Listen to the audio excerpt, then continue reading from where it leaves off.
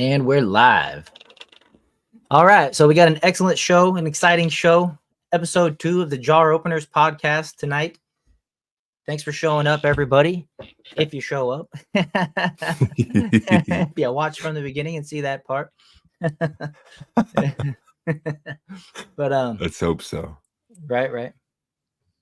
But we're here with Atlas Thugged, my co-host. Tell them a little bit about yourself. Host of Offensively Accurate. I streamed earlier today. Probably been doing YouTube for about a little over a year now, probably even a little bit longer than that.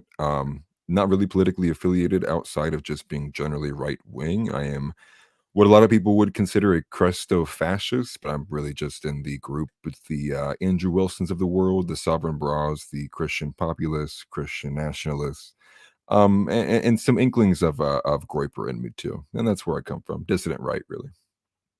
Nice.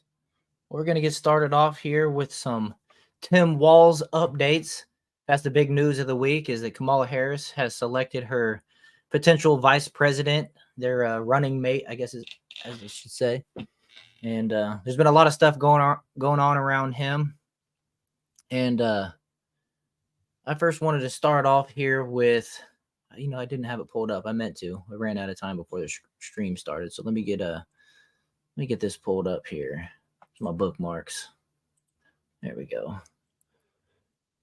Just going to go through a few things. And one of the most important things that I believe that we should know about this guy is that he has admitted that he is a socialist, in my opinion. And at least that's what I take from it. And then on top of that, he's actually not so pro-free speech as one might think he should be, at least. And we'll check these out here real quick, because they're just... I think we need to push... Let me actually check this volume here. All right, let's do that. I think we need to push back on this. There's no guarantee to free speech on misinformation or hate speech, and especially around our democracy. I think we need to push back on this. There's no guarantee to free speech on misinformation or hate speech, and especially around our democracy. I think we need to push back. On. And so, heard him say it right there, that there's no guarantee to free speech. And it's interesting to me that they talk about this threat to their democracy and all that stuff like that. But when it comes to fake news, and I just find it appalling, honestly, when they threaten free speech, because we learned from the COVID era that a lot of the people who were silenced, essentially, a lot of doctors that were silenced and channels that were silenced, were actually the ones that were more truthful than not. I got to be careful a little bit. We're still on YouTube, but and so it's relative to the time period, and for them, while everything was going on, you had to wear a thing on your face. They wanted everybody to have a medical procedure done on them, and they also wanted their neighbors to be forced into those scenarios. They called the whole Joe Rogan thing, where they were saying that he was promoting horse paste or whatever. And there's been a lot of news come out lately that is actually contrary to what they were saying. And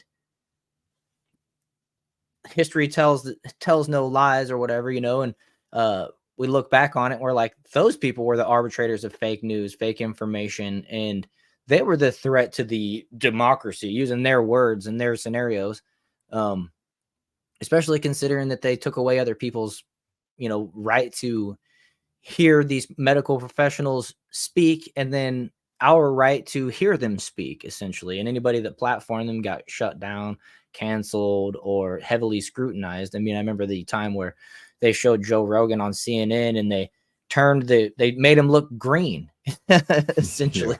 Yeah. It's just insane how they propagandize people, and they do that with the understanding that most Americans don't have the time of day to sit there and watch every tidbit of news and find out who's telling the real information and not. So they just turn on the TV, and they they get their factual information from that particular news source for the day, and they like to take advantage of that. I mean, you combine that with the fact that we're living in the area or the era of fifth generational warfare, and I think that's one of the most true things I think most people can understand on both sides of the aisle is that we're in the battle of no longer nukes, although they are still relevant in warfare. Um, it's the battle of information. It's the battle of first person run out the story, whichever narrative gets put out first. A lie gets halfway around the world before the truth has time to put its shoes on. And it's really, honestly, one of the biggest reasons why I think you can see division on political sides of the aisle. I think about 10, 15 years ago, they were starting already bubbling up the division between the races with racial differences as well as religious differences.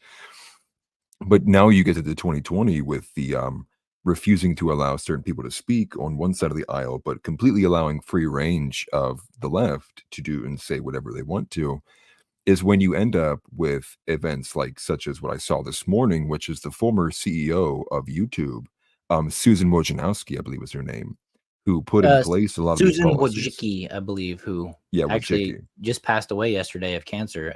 Rest in peace. Yeah, and she was but a lot of these posts I see online today are like celebrating her dying. And it's because, you know, this is a person who was censoring people. And the reason why they feel dignified or at least validated in these thoughts is because this is somebody who did do exactly what you just said. They denied people the ability to hear about hydroxychloroquine, denying people hearing about ivermectin, denying people hearing about monoclonal antibodies. And thus, people do feel that she's somebody who has blood on her hands. And so it drives this kind of like really, really kind of cynical and sinister nature.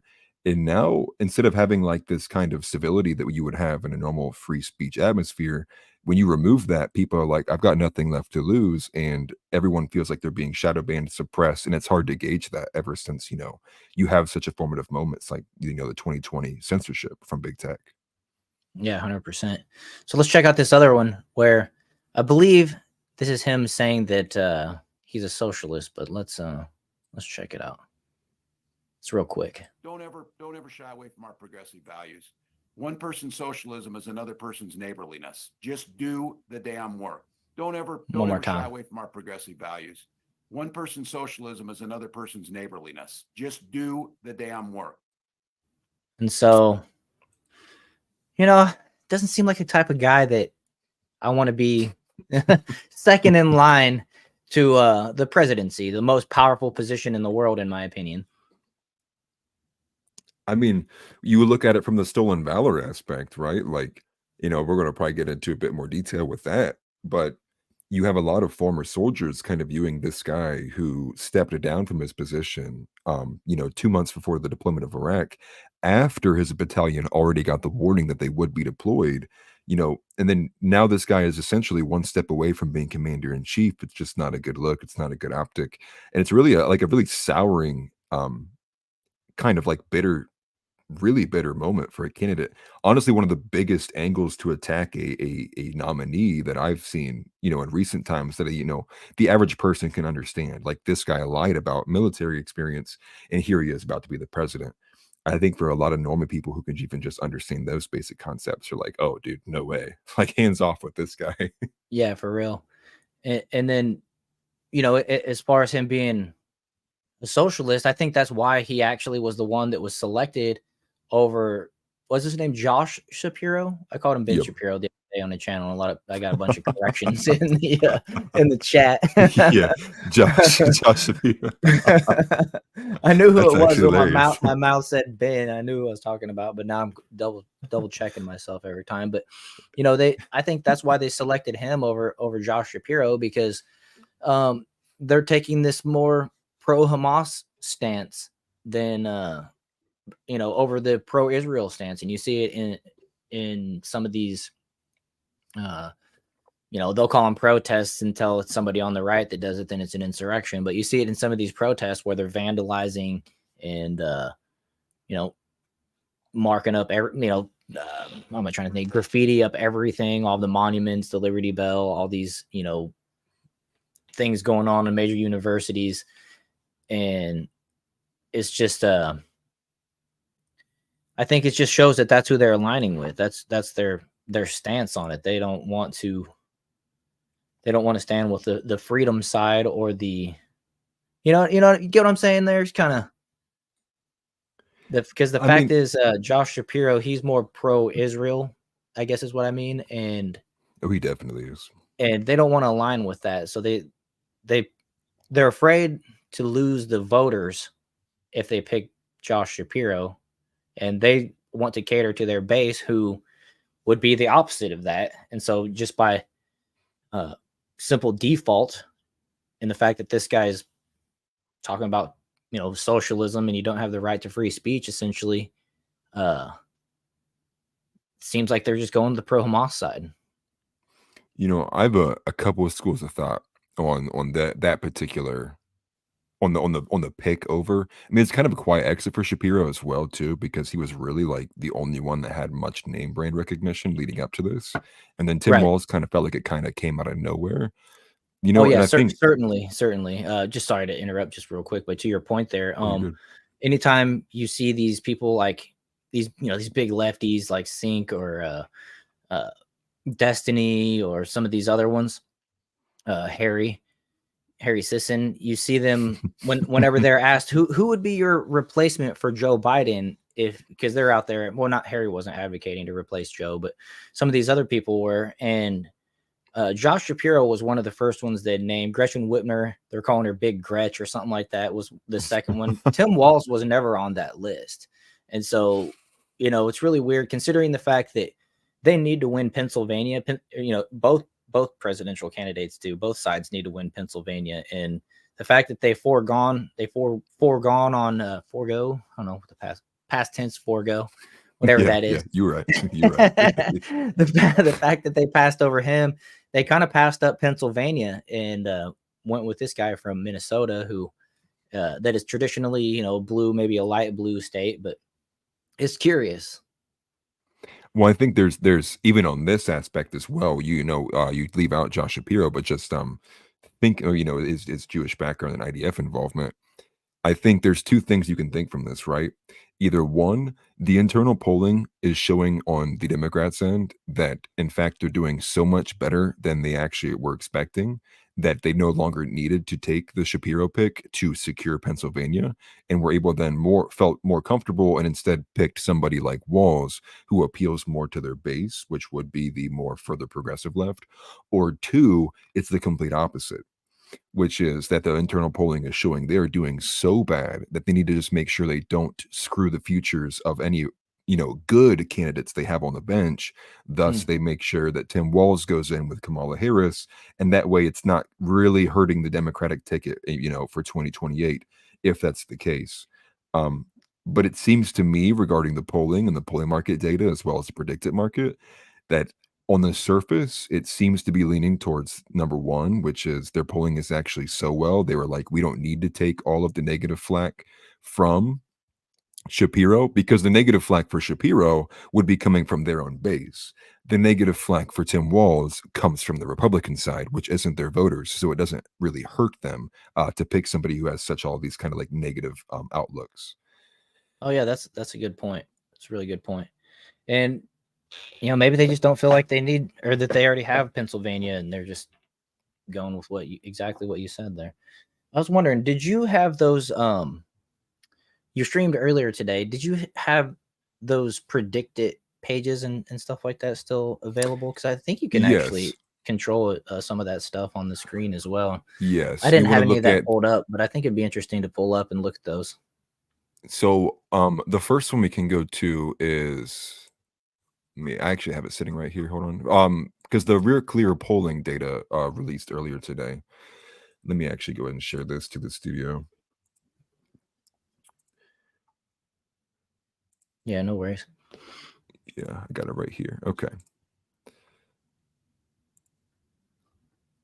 Okay, just send it over. So this is the Real Clear polling electoral college map as it sits right now. Now, this is with the toss-ups.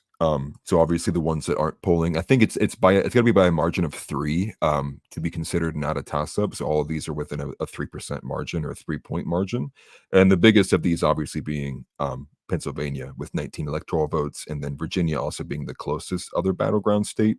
I think some of these other ones like the Georgia and Michigan both are leaning Dem right now. But what Jack Posobiec made a note of is if you actually just were to halt it right now and you do the no toss-ups, Trump wins 287 to 251, still a lot closer than I would like it. But it kind of cuts the leadings out,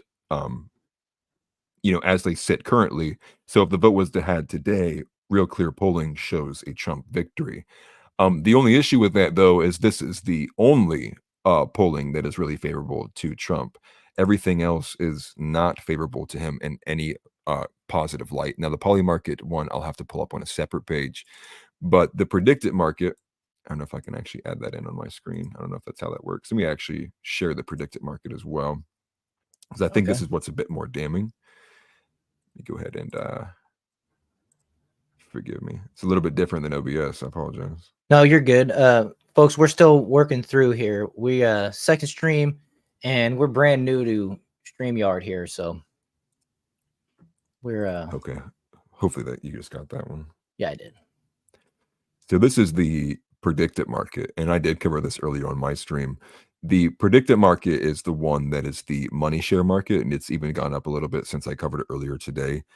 So you see where my mouse cursor is hovering on the most predicted. It is 33.6 million shares have been traded so far in this one specific market.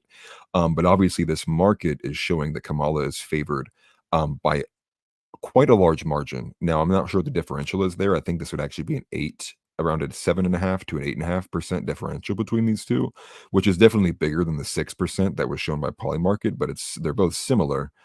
And then if you look underneath this one, actually, on the Electoral College margin in 2024, the leading victory in this market, which is about half of the original main electoral map market, the winning prediction here is that the Dems will win by a margin of 65 to 104 electoral votes, beating out the smaller margin of 35 to 64. So it's not even that the election is being predicted to go to Kamala Harris in the money market, but they're also predicting that it will be almost a blowout in that fashion as well. So there's a lot of very, very I guess disturbing kind of surface level data that we're seeing. I guess the first thing that I did say to my audience when I streamed earlier regarding this is you have to remember, even in 2016, all of the polling data was heavily, heavily, heavily leaning towards Hillary Clinton. Obviously, with that famous photo, like a couple of days before the election, with her at like a 49% and him at like 38%. And obviously, we all know the results of that election was Donald Trump by quite a good bit, although he did lose in the popular. I think it's explanatory, or it explains, I think, the reality of why we're seeing all of the interactions, like from the Joe Rogan debacle with the Cobb Rittenhouse debacle, is that I think those that are actually super hardwire aligned to MAGA, the less so probably like just right wingers, but those who are just like actual MAGA people only, they're lashing out in fear, because I think that there is a real possibility building within the back of their heads that there's a chance that Trump could lose this. And so I think that's what drives all of these kind of reactions against people like Joe Rogan, who kind of like slightly endorse RFK, or against Kyle Rittenhouse, who backs off from his support from Trump, because they see those as like high leverage people who are like, when you need everything to win, they're kind of messing it up. And I think for a lot of people like the Laura Loomers of the world, that means the last 4 years of your life was going to be all for nothing. And now you're going to be essentially facing the opposition administration, who's probably going to do a lot of work to dig up on you to start, make you a political prisoner of some sort. So I think that's why we're seeing the cat turds of the world who are like going nuclear online, because that fear is very real within their camps, although they won't say it because they're also saying, don't black pill, guys. But I think that fear is real. Right. It's well, I wonder, should we switch over to this Joe Rogan thing now, or should we Yeah, I mean, wanted in to terms of Tim Walz, I think the only other thing I wanted to say, let me go back up here. say, yeah, I got this other video here from Tim Walz. I hadn't actually seen this one yet, but it looked like it was pretty funny as well. Yeah, go ahead and throw it up there. I pull my screen off. Okay, it's 10-4. Let's throw this up here. I hadn't seen this one yet, but this is Tim Walz implying that he suffers PTSD after serving in Afghanistan, which is something that he never did. So let's just go ahead and check this one out. And both of you, with your keen understanding of how this works, especially from National Guard families, I can tell you this, having been one of those that came back, we were in support of OEF, but sitting in there with OIF veterans, when we came back, they showed us the horse whisperer and told us to be nice when we went home. And that was the extent of it. That was in 2004. Now, I'm proud to say that because of the people sitting in here and people who came before me, things have changed over the last 4 years. They have not changed enough. But Mr. Kennedy is following and moving something forward that the late senator from Minnesota, Senator Wellstone, advocated so clearly: mental health parity, and this issue of destigmatizing mental health, of understanding. And I, being in there and knowing as a first sergeant, know exactly what you're saying, and watching as people aren't trained on this, that there is there's a discrimination that goes against a soldier who has the courage, the fortitude, and, as you said, the insight to admit this. So there's a couple things I want to ask you, and both of you with. Yeah, it's a stark contrast from the story I read earlier today. Even the chaplain of Tim Walz, National Guard Battalion, he called him a coward for abandoning his unit. As far as I understand, he did serve 20 years in the Guard, but he never saw combat. That's my understanding as well. I had the video the other day. Didn't think to set it up, but the guy that actually replaced him whenever Tim Walz backed out, he did an interview a while back, and I think it was actually in like 2017, whenever Tim Walz was running for his current position, and maybe he was just running. Yeah, I think it was his current position, but he basically said that as soon as the bullets started flying, he tucked tail and was out of there. And I don't think he ever actually even made it overseas. My understanding of it is that he got word of it a few months ahead of time, and then basically announced that he was going to run for Congress and tried to change up. But then while he was running for Congress, and this was the claim of the man that replaced him, was this is where some of the stolen valor comes in, that whenever he was getting flyers saying vote for me and things like that, he was claiming the rank that he was stripped of because he never actually saw war, but he was still claiming that particular rank. I wish I had Yeah, that so pulled it up, was actually. well, so I actually did literally read this story earlier today. He got the war, I think it's called the Warnad, or it's like a war ord or something like that. There's a specific kind of technical jargon term that refers to like a war order. And so he retired after his battalion received that order. So his entire battalion understood that he was essentially backing away. They soured on him really badly. And he was the command sergeant major before retiring, and he claimed the rank of I think it was command master sergeant.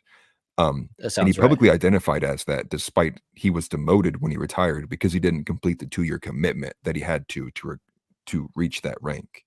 Right. So a lot of just stolen valor, like all over the Right. place. Right. And I didn't think to set it up, or I didn't really care to show it, but I thought it's been interesting. A lot of people on X posting their selfies of themselves at war, saying me not being Tim Walz and things like that. Those have been cracking me up. That's good though. That's good. Been cracking me up. I think the only other thing here really is like, I think he's like a dead candidate. I mean, I don't expect that he's going to do well in the debate against JD Vance. Although I do imagine that there'll be plenty of back and forth in that VP debate. If anything, I mean, obviously VPs don't really matter a whole lot in terms of the election, but in terms of getting like hype moments or like, bonus points for like, internet clout, I think that one's going to be one that's a little bit more worth watching than the main one, just because they have a bit that they can kind of go back and forth against each other. I also kind of had this thought too, and I think maybe you think this as well, especially seeing all of the body language and mannerisms of them showing on stage together, Tim Walz and Kamala Harris. I think Tim Walz has the ability to honestly usurp Kamala Harris as being like the more charismatic figure, especially because he does appeal so well to the progressive lefto weirdos. He's doing like weird kind of like effeminate body language all the time. He's shaking the hand of his wife and like doing kind of like weird things that people are like, is this guy like straight? And I think even Matt Walsh today pointed out that like he was the advisor for like the gay club for the high school that he was like a coach at or something. So a Huh. lot of just like extremely odd like ties to Walls that makes you think like there's no way the average person feels comfortable voting for this guy. Oh, so you're saying that he doesn't talk like this? I worked in McDonald's. I did the French fries and I did the ice cream. I worked in McDonald's. She did more than that. I was a student when I was at McDonald's. There was not a family relying on me to pay the rent, put food on the table, and keep the bills paid by the end of the month. But the reality of McDonald's is that a majority of the folks who are working there today are relying on that income to sustain a household and a family. And if we want to talk about these golden arches being a symbol of the best of America, well, the arches are falling short. And we Are they now? That's I just so can hilarious because when you think back on it, this all started with this living wage. This has been a pet peeve of mine since the Obama era. Well, actually, maybe even goes back beyond Obama. It was when the it was when the recession happened. So I think it was right at the beginning of the Obama era, and they had all these people that were complaining about. Well, that what happened was they lost their jobs or whatever, and the recession hit, and then everybody started taking any job that they could get, right? And so that meant taking the part-time job at McDonald's that was originally designed to be an entry-level position for like a high school kid or a college student, somebody that was busy with other things but still needed to have a job and make a little bit of money, work part-time, a few hours a day, just when lunch rush hits or dinner rush hits, and then go home and make a little bit of pocket change, work on a resume a little bit by saying, I work from, this fast food place from this time to this time, and give them a little bit of job history and just learn, entry level type of stuff. Well, Yep. then what happened was they were flooded. These businesses were flooded with applications of people that were way overqualified, adults that needed to pay their bills. And it's like, okay, well, you're hired over the high school kid because the high school kid knows nothing, might even not even have their own car, and then it's not a year later, months later, these same people are saying, well, I can't pay my bills on this. And it's like, well, yeah, it was a $9 an hour position for 16 hours a week. That's what you signed up for. That's what we hired you for. And Yep. and then these people are out there crying, screaming from the rooftops, I can't pay my bills. And it's like, well, yeah, you took the wrong job. And then, and now it's turned into this big thing where, almost 20 years later, it's still, if you work at McDonald's or if you have a job, then you should be able to pay your car payment, pay for your kids, pay for your house or your rent, all this type of stuff. It's a huge, misnomer, misconception that, these positions were created for people they're not living wages. They're positions that aren't created for people to provide a living wage. It's like I said in the beginning, it's an entry level, learn how to do stuff and prove that you can show up on time. And if you do stuff right, then maybe you can move up within the company. Yeah, the only caveat I would even add to that, because I 100% agree with you. I think there is an argument to be made about how wages have been stagnant, like real wages have been stagnant ever since. I think a lot of the figures show wages have been stagnant since around 2015. So there is an argument there, especially with inflation, that the cost of living is exceptionally rising while the wages aren't. But that's also a separate argument from the minimum wage aspect. And I think even to add to that, like a caveat that's made me kind of rethink my position on the wage aspect is we're on the precipice of an AI kind of takeover. So Mhm. time will really only tell, before how many jobs are actually kind of essentially nuked out of the job market. I think one of those first ones is going to end up being, when they roll out like robo-taxi or whatever. I think Uber overnight, I think it's like what 2 or 3 million employees just gone because they don't need the drivers anymore. They just have a fleet of cars that can do it automatically. And I think many, many other aspects like that will also be affected. So I think there will be very soon an entry to which the UBI will then thus have to become part of the conversation, and it won't be about whether it is or isn't. It'll be about how should it be done, because I think it's something that's facing us very real, especially in a country where the population is well over 300 million people. And if you start nuking millions of jobs at once, people aren't going to be able to compete with the advancement of AI. Yeah, exactly. And in my opinion, probably, what I'm thinking is that those first jobs that get replaced by AI will be those type of entry level positions where, we can let the speaker and the AI take your order from the drive-through window or from the speaker or whatever, you know what I mean? We can put somebody, or not somebody, but we can put one person in there to oversee the hamburger flipping AI, or whatever, and Yeah, make sure that the ingredients are still fresh, or, I mean, even that could be automated with stockpiling and orders and, like, in particular organization and stuff like that. But no, you're things exactly right. will definitely be minimized. And definitely this comment here from Dallas Deadeye: the high cost of living in California was the Dems' fault to begin with. 100% agree with that. And then they went ahead and, Gavin Newsom, who's another person who I would say they're probably trying to protect, similar to Josh Shapiro. They don't want to throw him to the wolves just quite yet, because rolling in the mud with Trump is one thing, and then rolling in the mud with a Vivek or a Ron DeSantis or whoever might be the 2028 Republican candidate is a completely different ball game, especially if they believe that the MAGA crowd isn't going to be as strong behind that person and whatnot. But Gavin Newsom implementing this minimum $20 an hour minimum wage caused multiple businesses just to pack up and leave. And that's on the heels of Elon Musk pulling Tesla out of there, and other companies just completely abandoning ship. I mean, I think even Joe Rogan, he moved out of California. He moved to Texas just because it's just couldn't do it anymore. Well, I mean, and the reality too of the situation is, when states actually do it on a state by state basis, and you have like a California, which is instituting, I believe they already did the 15, same with Oregon. Now they're trying to go up a little bit further. And then you have the neighboring states that don't follow suit. It actually hurts the dollar value of the people nearby. And so what I mean by that is, so with a national level raise of like to go to like a $20 an hour minimum wage, we would all feel that instantly. In Right. California, though, in fact, the businesses that don't leave, the people who then get to reap the benefits of that actually do gain a benefit from the dollar amount, and it's by the nature of the fact of the other states haven't caught up. So it's kind of like a time frame period.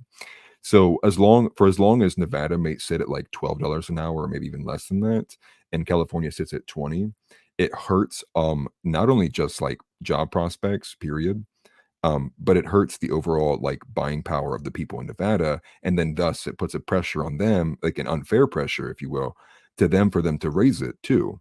Because then you got Right. to think about all of the border cities as well, all of the places that are very close, where if I just have to cross the highway intersection to work at that McDonald's, well then I'm going to go work there to get the $20 an hour as compared to working 3 miles in, and they're only going to give me 11. And so it forces like a pressure up the line. So all you really need is one state to go ahead and do it. And so that's what we're kind of seeing already, is it seems like the states aligned west, which would be the Oregon, the Washington, and California, have already done 15. I think all of three of them are at 15. And so if they keep pushing it up, it's going to force it, like a dominance, Yeah. essentially. These other Yeah. states have to The capitulate. pressure coming out of a tube or whatever type of scenario as it goes Right. across, spreads across. The only problem with that, though, is that it hurts the consumer, and you say there's 20 employees that get the raise, and then there's the 10 employees that get fired because of it. It's kind of like when the Obama administration implemented the healthcare mandate, where any employee that was working like 38 hours a week or 40 hours a week, the employer was required to provide healthcare to that employee. And then so they went and they kind of cut all the hours of people down and stuff like that. It kind of reminds me of that type of thinking, at least. But then when it comes to the consumers, like you go shop at McDonald's or whatever, your prices just went up, or whatever the restaurant or establishment is. I'm talking about McDonald's because it's right here on the screen. But Yeah, But I mean, and then well, with that, it's 100-fold or 1,000-fold because you have way more customers than you have employees. So yeah. it's tough to say, really. I mean, Well, the other thing I was going to say to that was, you get all these jobs, exactly what you were saying, where like they forced to raise it, and then these people get knocked out, and they no longer has this position. If you remember, I believe it was maybe about a year ago, if not a little bit less than that. People were posting those viral pictures of Whataburger, I think, of the menu, and it was like a 5-cent increase across the board on all their products. I mean, the left rallied around that and they said, like, if going to $20 an hour just means a 5% increase, like we're fine with it. And so seeing how businesses were reacting, they were like, "Oh, we're fine with this raised prices because it means," and it's simply also a lack of not understanding the concept of like just from one business raising its prices and all of them together actually combine and culminate into one actual raised increased cost of living.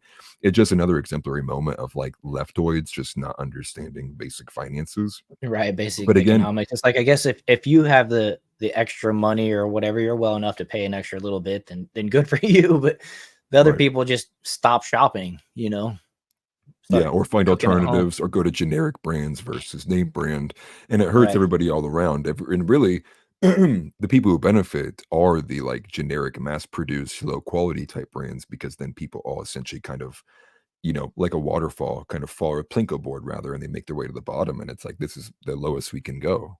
right. Yeah, they stop buying the Kraft macaroni and cheese and they go to the Best Choice macaroni and cheese or whatever the generic brand is in in Right, your but then even then, it's like you have a next step where you're not even shopping at Walmart anymore. Now this right, person does all their shopping at the Dollar General, and now right. they're that's what's that called? Um, Food wastelands or whatever it is, where There's it's just like Aldi's around here that I'm familiar Aldi's with. is a solid one, but I think Yeah, even those places too, there's a lot of what's the word? Maybe like nefarious kind of business practices that maybe take place where you're not sure how good the quality of the products you are buying, how much of it's synthetic. Not like they're actually like, I mean, we're definitely getting our food poisoned here in America. right, But I guess more so to speak towards the fact of like how much of this is actually real deli meat, right? Like, is this like 85% like filler, like what is it, Taco Bell ground beef type stuff? And it's right. hard to tell, but it forces poor decisions on people because they have to keep buying necessities. They just have to make sure the dollar amount for these necessities is appropriate with what they can afford. Yep, makes sense to me. So let's move over here to the Joe Rogan comments. Let's see what let's pull up here. No, yeah. I got this one right here that is interesting to me because I like the quartering and No, yeah. he makes good points from time to time, that's for sure. So Yeah. let's just play this and we'll start out here. You think it's probably all right if we just play it all the way through, right? Or I might cut it off here far away. No, yeah. Yeah, play it all the way through. It's only 2 minutes long. Okay. Real quick on all this dumb infighting and melting down. First it was Kyle Rittenhouse. Now it's Joe Rogan. Look, Joe Rogan endorsed Bernie Sanders in 2016 and Trump won easily. Has everybody who is one of these mega influencers completely forgot about 2016 and how every poll had Hillary ahead until the very end? Has everybody forgot how Cory Bush had 1 million Twitter followers and got beat by a relative nobody with 10,000 Twitter followers? Twitter is not real life. It's getting really cringe seeing so many of these quote unquote mega influencers melt down and react emotionally to what is obviously a Kamala psyop. These images that get out that many people are saying are AI, the fact that she had a concert in a wildly popular band's hometown, and it was a free concert of Bon Iver in Eau Claire, Wisconsin, their hometown. Everyone's like, "Oh my God, the Kamal phenomenon is real. Trump needs to fire his campaign manager. Oh my God." Holy crap. I'm getting real tired. A lot of these mega influencers that are suddenly now doom pilling because the point of the Kamala psyop is exactly this, and you're falling for it. Okay. I'm not going to call anyone out by name because, it's not helpful. The fact is, all these huge crowds and all these polls that are coming out, they have one goal. And that's to make you panic and make you demoralized and make you give up. And you guys are falling for it. It's so obvious. How can you not see this? Stop tweeting about how, oh my God, the polls, oh, Trump's got to make a major change. No, he doesn't. Kamala's going to get on that debate stage. Kamala's going to have to answer questions eventually. Kamala's going to have to do the town hall, and everyone's going to remember how unlikable and how much of a crotch she is. Okay. So stop being babies and get out there and harvest a ballot. That's how you win. That's how winning is done. While you guys are all crying on Twitter about, oh my God, a 21-year-old Kyle Rittenhouse didn't endorse Trump, all you're doing is pushing away potential Trump voters. Your followings are exclusively Trump voters. You aren't making a change. You're just turning people off. Chill. Stop falling for the psyop, the obvious psyop. That's a lot of good points there. The one about Cori Bush is one that really sticks with me because,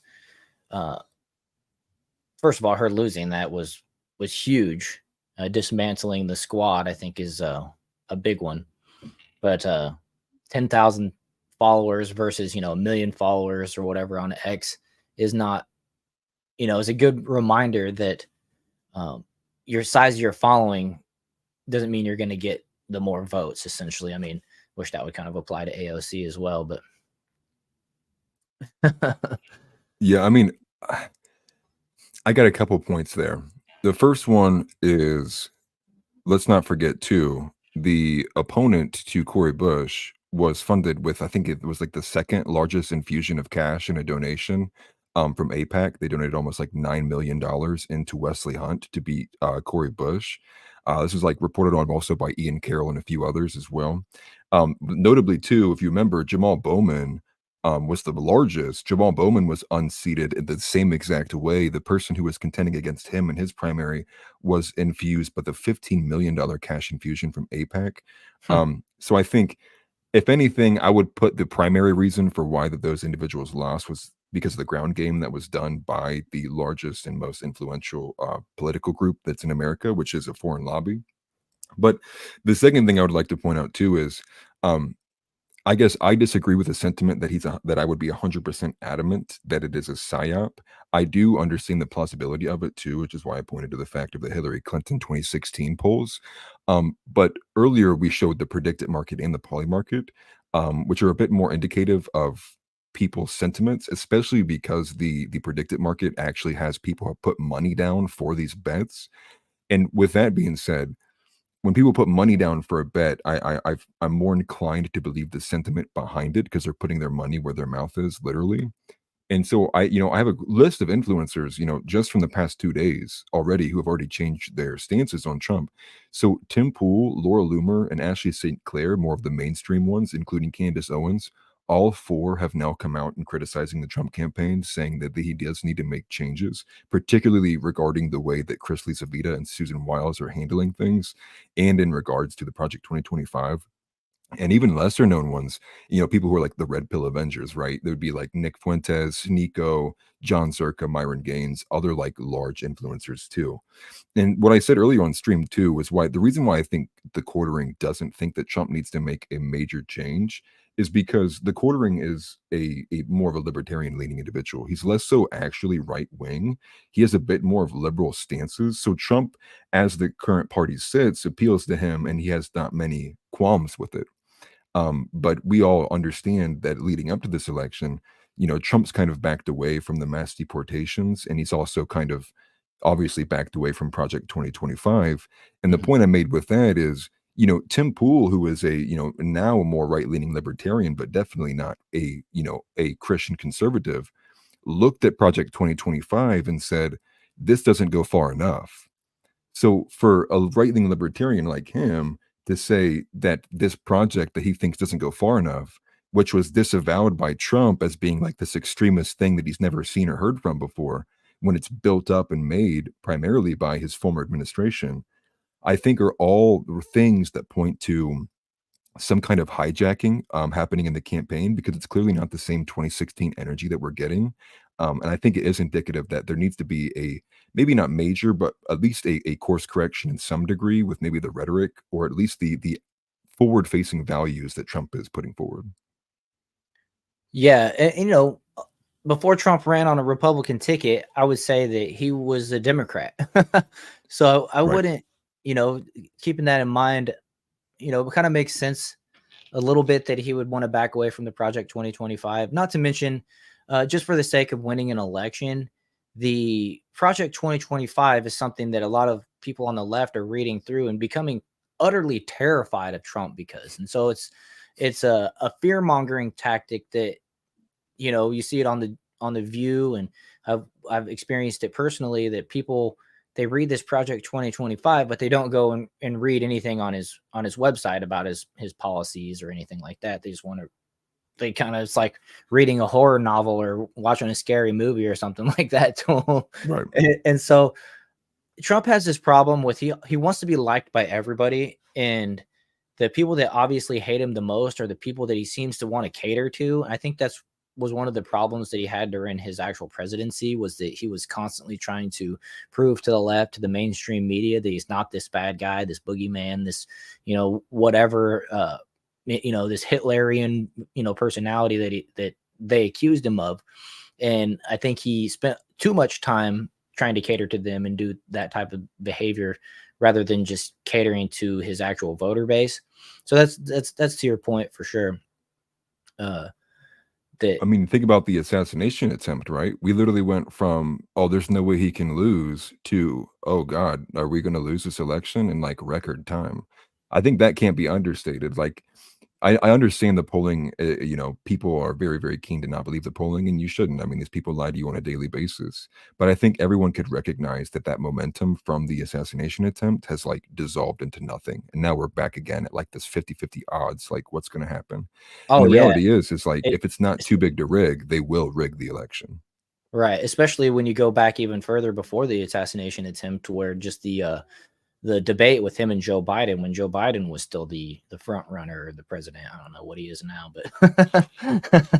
but possibly dead. Yeah, right.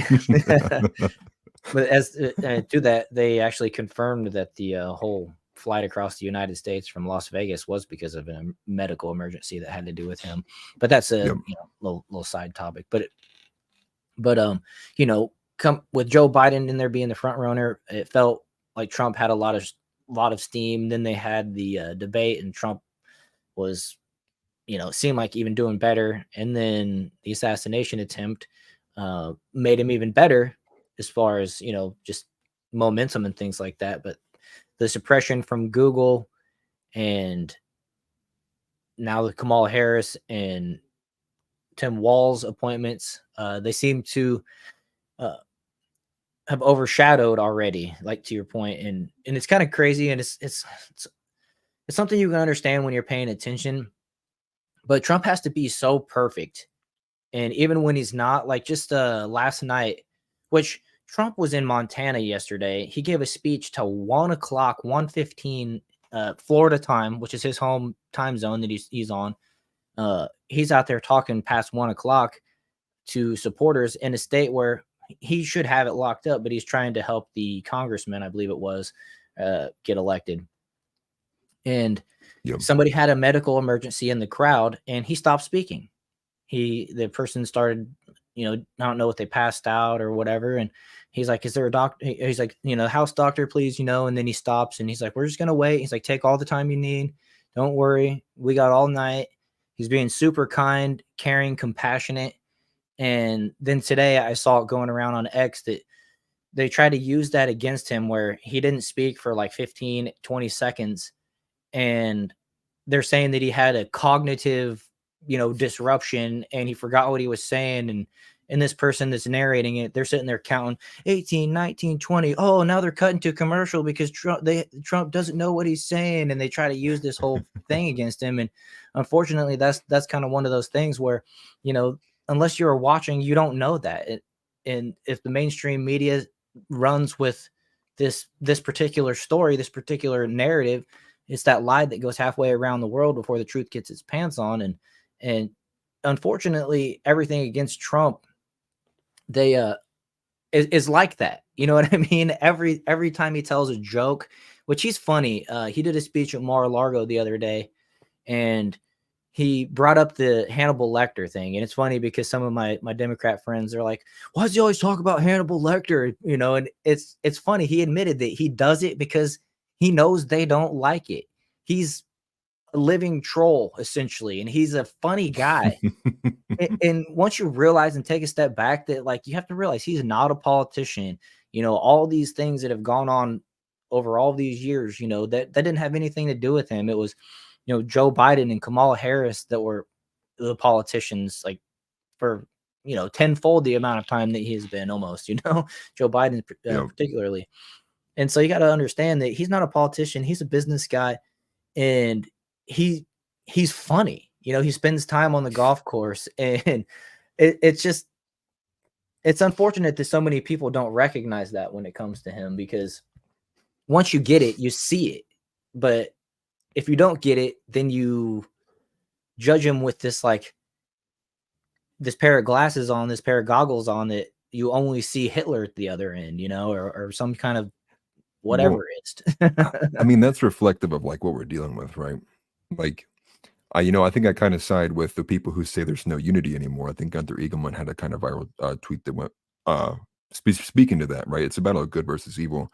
You know, you're imagine trying to show a person who thinks that they can mutilate their bodies, or children can make the decisions to consensually mutilate their bodies, and you're going to try to convince that this individual that Trump is a good person. It's like, that is like, that's an impossible task, right? You might as well just just like forget about that.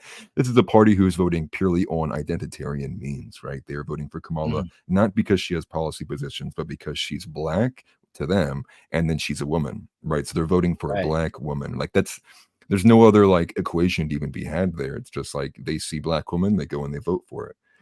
And I think it's really reflective on not only just how bad identitarian politics are, but I think that there's, people said like the silent majority. And like, I haven't heard one utterance of a silent majority in the last 3 or 4 years. And I think it's very overt to most people that most people have picked their side. And we're in a very, very tribalistic environment. So I don't expect any kind of major swing coming out of the woodwork. And once again, that also speaks to the fact that, politics became pop culture, that with the evolution of through COVID, people being forced inside, and the only content they're really looking at is like, what is going on? And, some of these comments are actually really good. I think the one about Rogan in particular is actually very, very insightful. Rogan is a multimillionaire, right? He doesn't, I doubt he would care truly on both sides, because he is, very well off. And he's insulated from inflation, to a certain degree. Now, obviously, if our dollar goes out like Venezuela, he'll definitely be affected at that point. Yeah. But I think it is because he's insulated with money. He does have the freedom to be like very wishy-washy. Same thing with Aaron Rodgers as well. Aaron Rodgers has been pretty ardent about backing RFK as well. Now, that also could be by proxy of Aaron Rodgers had such a viral instance in development regarding the vaccine and regarding the NFL career and just how that played out. Right. In that little era where he was floated to be the vice presidential candidate, the running mate there of RFK as well. Yeah. Yep. And I think, Dallas, it's got plenty of these good comments here too. Talking about the campaign funds going to post for favorable polls. I've actually probably seen more Republican for Harris t-shirts than I've actually seen just like standard Democrat, like Harris Walls post. And I think you're 100% right. I think by now I would have a memory association of seeing a bunch of the signs in the yard and such. But if you remember, we covered the Act Blue scandal. Maybe most of their money is actually going to perpetuate these email scams to ensure they can kind of circumvent super PAC funding limits, to ensure they can just funnel as much as they possibly can, for whether it's bot interference or some other kind of programs. Because who knows how much they're paying for, Reddit bots to go AstroTurf posts, or how much they're paying for bots to go on X and AstroTurf post. But then again, that speaks to the fact that we're in 5th generational warfare. Like, it's so hard to know what to believe. It's why you got to verify it like multiple times over and see it from 5 different angles. Yeah, I agree with that. It reminds me too. It makes me think of that CrowdStrike attack where, they shut down a lot of the, the economy essentially with just one little misstep, and in an update, right? The data in the update Yep. or whatever. And that's why I keep thinking about that. And if that hit on a bigger scale, not even like the voter machines, but just society, on election day, we're gonna have a big issue, and unfortunately, a lot of conservatives or Republicans tend to vote on voter day, which for me this year, I'm going to vote early the first chance that I get. And I recommend everybody else do that. And I actually saw a post the other day from Dan Bongino saying that as well. So seems like that's tending to be the message coming out, that people need to Yep. vote as early as possible. I'm pretty sure Virginia signed the governor, boy, I believe Glenn Youngkin. Pretty sure he signed an executive order a couple days ago, if not yesterday, mandating that there be paper ballots in this election. It's like kind of one of those headlines where I would imagine it would have been a lot bigger news, seeing how so many people like support it and want that. But yeah, it's a good sign that, like, at least in one state, they're trying to combat election interference as best they can. Right. Wasn't he the one that, or was it maybe a different person, where they wanted to try to make sure that not only paper ballots, but that everybody had like a voter ID or something like that. You had to have I like would imagine so. verification If they of went to being paper a U.S. ballots, I would citizen or imagine. something like that. I can't remember exactly. They were floating him as the VP pick there for a little while as a possible VP pick, because he had I think there was like a very close to announcement time rally that he did with Glenn Youngkin. I think that was one that he did either before the Butler assassination attempt, or was the one that he did right after. Right. So I was trying to look this up here. Cat Turd was one of the people that the quartering was talking about. Frankly, it was him and that Gunther Engelman, and it seems to be like the same few people that were really butthurt about Kyle Rittenhouse that are butthurt about Joe Rogan. Coming out and saying that he was going to vote for RFK, which he never actually did. And, well, I think it's just, I think Tim said it best right there. Like, the struggle sessions are cringe. I think with Rittenhouse, it was more pronounced. Like, everybody from the MAGA camp defended him for unfollowing. Yeah. They defended for the principle of it, not because they were like, he's going to vote MAGA. They defended Rittenhouse because of the precedent it would have set for, self-defense and what was going on with his case, and just how politically persecuted he was being during that case. Right. And then the RFK one is just, it's in the same light. It's like, Joe Rogan doesn't really owe anything to MAGA, and so to act as if, there's some kind of onus or responsibility. I do admit, though, I think it would, if you were to be able to, like, instantly give everybody like an epiphany of everything going on, they'd be like, oh, okay, I gotta go vote for Trump. But obviously you can't force things like that. And I think it would be the right thing to do. The most responsible thing to do would obviously be to vote for Trump. But these reactions are definitely going to be turning people away, or probably drawing a bit more of that nihilistic kind of view, where it's like, what's the point, dude? Look at these people. This is how toxic this is. But again, it's hard to speak to that because I'm not a normie. I'm in politics like nonstop, so I can't even consider myself like a normie, or even think in those shoes. Right. And it's unfortunate because I believe these people like Cat Turd and others, sometimes their personal survival, essentially, I think they let get in the way of the actual like point of the movement, potentially, like coming out and calling out Joe Rogan when Joe Rogan has been a net positive for the Republican Party, even though he won't have Trump on. He did a lot of things during COVID. He had a lot of doctors on during that era, and things like that were, went against the mainstream narrative. And nobody's perfect, and I don't think anybody's ever accused Joe Rogan of being a Republican either. So he doesn't owe it to Trump to have him on. I think it would make sense for him to have Trump on. It would be the biggest podcast in the world, no doubt. But especially if you brought on like Alex Jones or something like that too. 100%. I mean, I think Matt Walsh had a really good. Everybody would go crazy. Well, that's also kind of curious too, because I'm pretty sure RFK has made 1 or 2 trips to the Joe Rogan podcast, right? But Trump's had 0. But again, and it's not that Trump isn't willing to do it. I mean, he's going on Aiden Ross's podcast and Logan Paul's podcast. I mean, he's he's definitely willing to go on Joe Rogan. Right. And I think you got to think of it too. Like Joe Rogan's had people like Michael Malice on, he's had Gavin McGinnis on. So he's had plenty of people who are definitely going to be in the mode of like voting for Trump. So Mhm. that, even though it's not Trump specifically, Joe Rogan's still carrying water for people who are definitely going to be voting for Trump and are people who outwardly faced are like 100% Trump. Now they're not, Michael Miles isn't MAGA by any means, but he's Right. definitely somebody who's very like in the know and is very, very publicly going to be voting for Trump and is very publicly anti-Kamala. And he's somebody who doesn't even like, what's the word?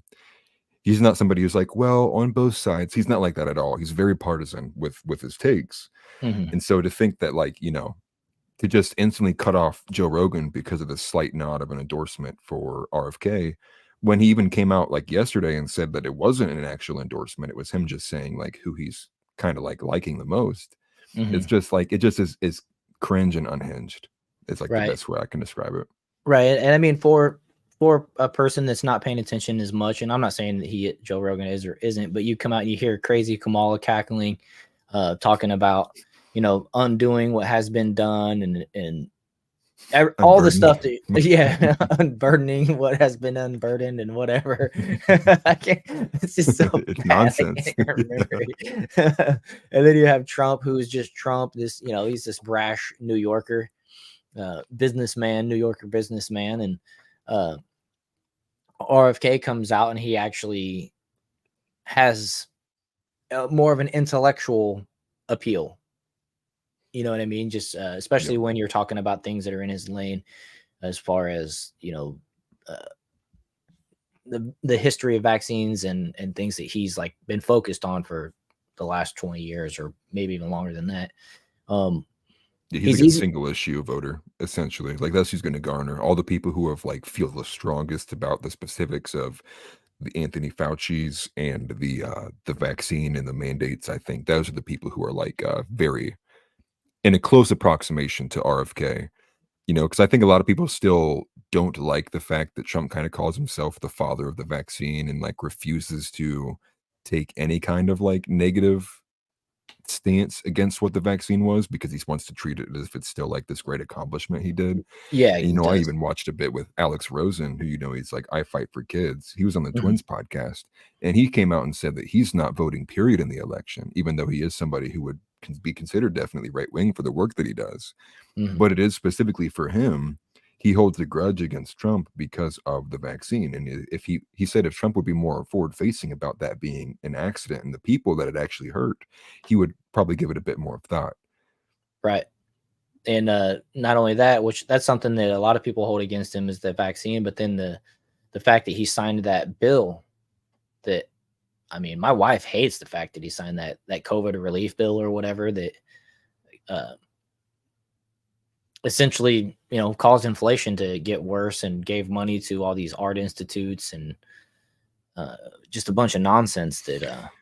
Yes. I can't think what the name of that is, but I know what you're talking about. Right. I mean, that was a big letdown for me. And it's, this is indicative of a contrary to what the left believes about MAGA or whatever, because I would call myself a Trump voter. I love America first. So, just kind of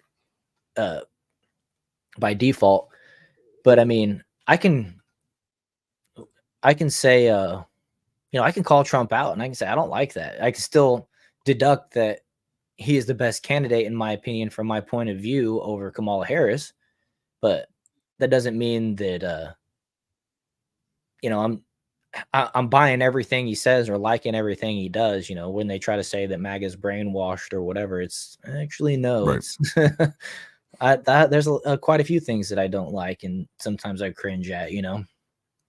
Yeah, I know. One of my first thoughts, even seeing a lot of the Rittenhouse and the Joe Rogan blowback, was like, well, we're not beating the mega cult allegations here very well. Like right. The way that this is going down, it does make it seem like it's very like cult like you better say Trump never did anything wrong. And it's like, if we can't have nuanced positions, dude, we're shooting ourselves in the foot here, dude, and we are becoming the left, and it's Right.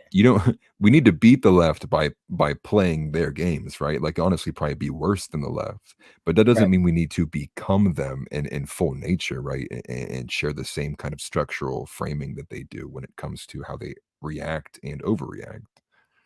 Right. And that's something that annoys me is that a lot of these people, you have Bill O'Reilly coming out and saying that Trump needs to cut the rhetoric. You hear a lot of people, Trump needs to cut the rhetoric. He needs to be straightforward. And it's like, you're saying take the New Yorker out of Trump. You're saying take away his edge. I get that. I get kind of what they're saying, but at the same time, I don't like it. Right. and it's like, Only Rosie O'Donnell. right. They try to say that, Trump is, well, he comes up with nicknames for people. It's like, okay, but how does calling Sleepy Joe compare to calling him Hitler? Calling all of MAGA voter base, fascists. Yeah, Nazis. I mean, it's like you guys cut the rhetoric first, but Bill O'Reilly, when he comes out and has his opinion about Trump needs to dial it down, it's like, it's to your point. You got to play the game, and if you don't understand the rules to the game, you can't win. And the rules are, which always goes back and boils down to the fact that the right doesn't have that mainstream media voice that can get even the truth out the door. You know what I mean? Ever. They can't even get their own lies halfway around the world before the truth gets their pants on, just because they don't have that angle. And so it's hard to play the same game. But, then it makes me, when I think about George Santos, he said he was Jew-ish, like, and these dumb things that he got himself elected. And it's a disappointment that they basically replaced him and just gave up because they wanted to have like wholesome values or whatever type of scenario and show like that they're this perfect party when the other side doesn't care. They just want to lie and do and say whatever whatever they think their base wants to hear so that they can get elected and have the power, which is funny because to me the power's in the people. But right, people like Hillary Clinton and Kamala Harris and Joe Biden, they think when they win an election that the power becomes theirs, and then they don't necessarily do anything that they ran on, which was something that Trump accomplished quite a bit of in his 4 years. He worked really hard, in my opinion, to get the promises that he said he would do done.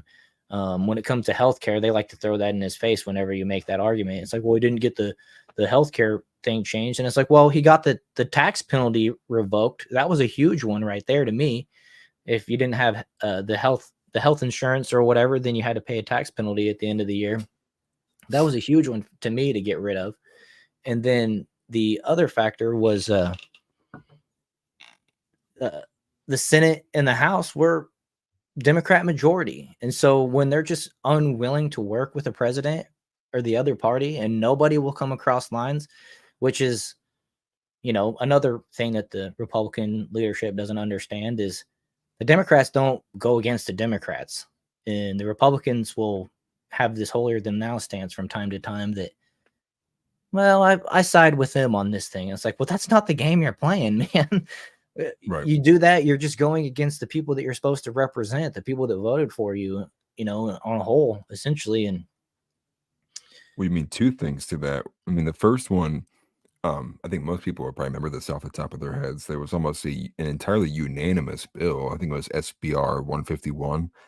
They were going to pass that anti-Semitism bill that would have outright, banned certain portions of the New Testament, and they would have outsourced the meaning of anti-Semitism to the ADL and other like Holocaust Foundation organizations.